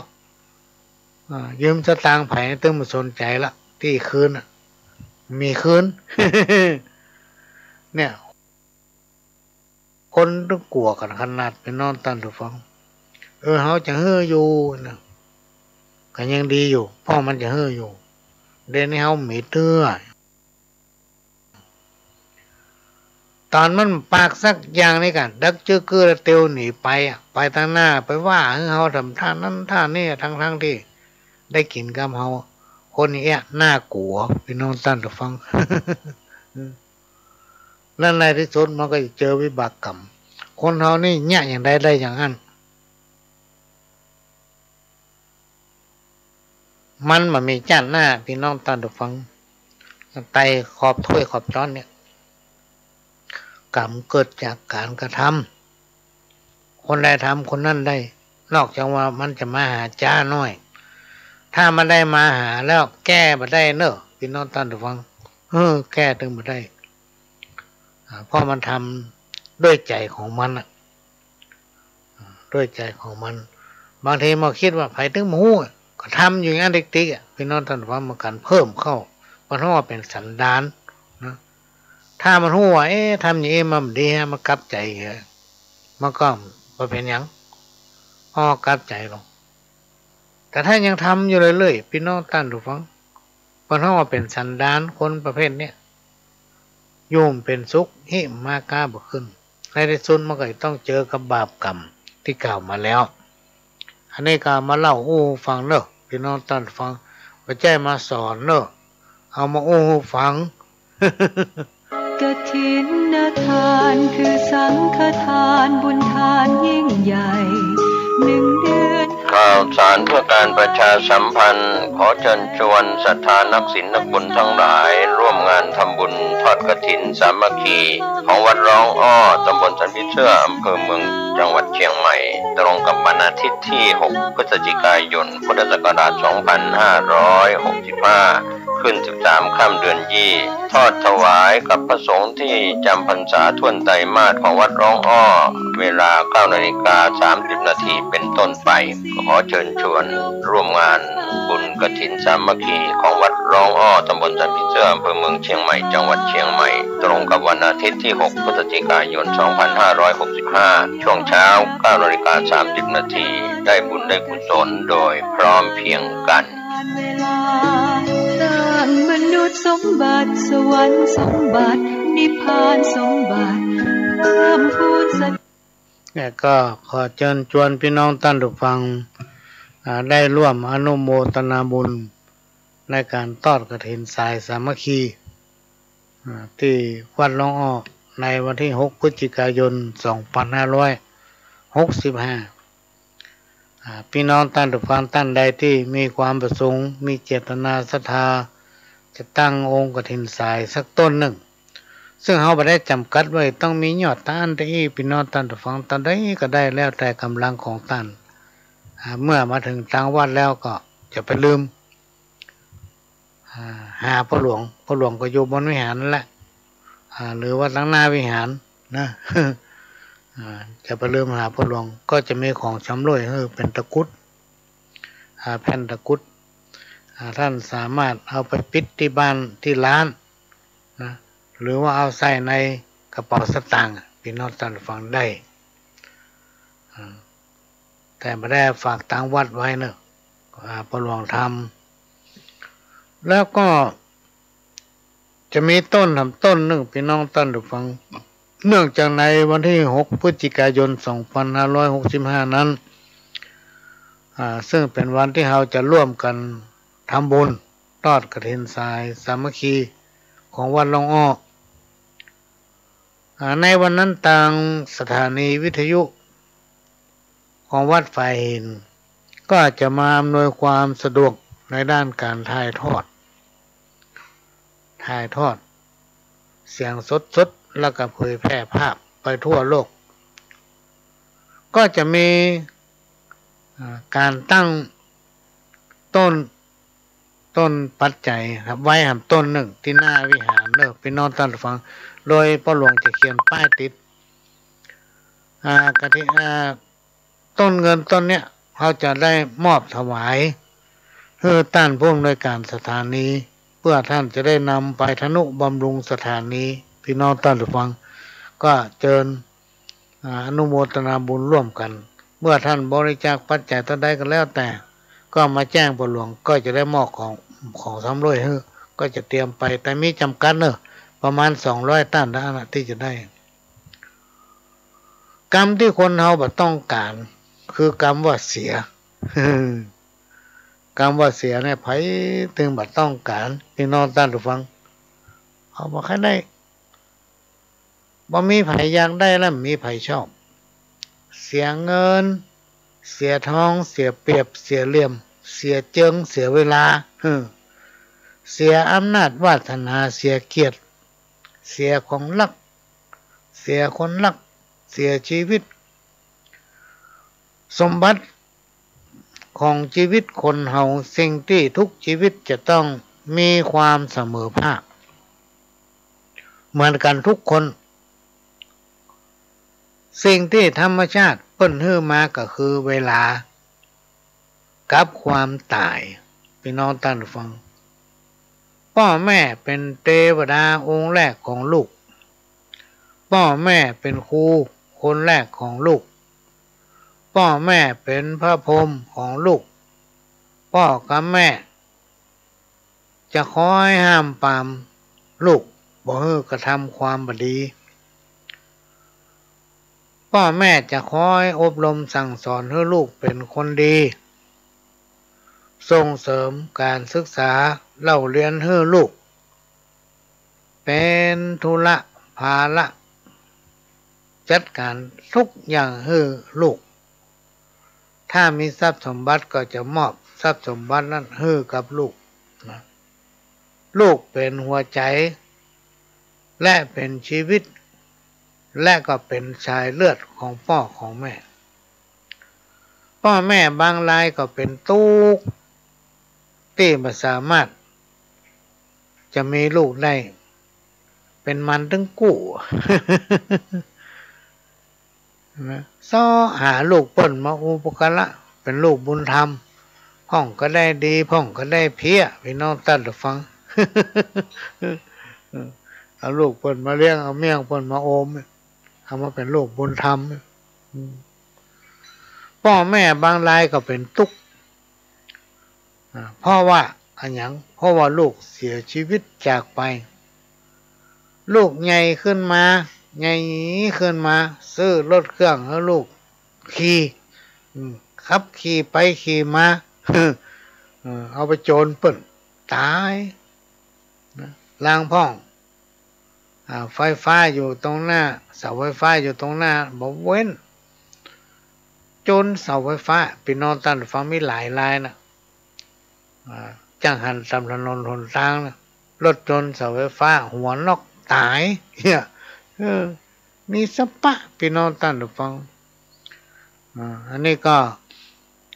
เป็นเรื่องที่เกิดขึ้นถึงวันเนี่ยโอ้ถึงเรื่องตายนะมันง่ายพี่น้องท่านฟังแต่ว่าตายแล้วไปไหนเนี่ยจะได้เกิดมาเป็นคนทำกออันเนี้ยมันยากพ่อและแม่บางรายก็เป็นทุกข์พ่อลูกเต้าของตนเองเป็นคนบดีสอนก็ไปอยู่ถ้อยฟังกรรมลูกบางรายพ่อแม่เลี้ยงส่งห้ำส่งเฮียนจนจบปริญญามีการมีงานทำมีครอบครัวนะซ้ำว่ามาขัวเมียหำละเนาะโอ้ทำมือพ่อแม่เป็นตุกโอ้ลูกกูส่งเฮียนจบจัดสูงได้ลูกได้เมียซ้ำมาขัวเมียหรือป้อนหรือแม่ทำละเนาะมีเห็นหมดนะพี่น้องท่านหรือฟัง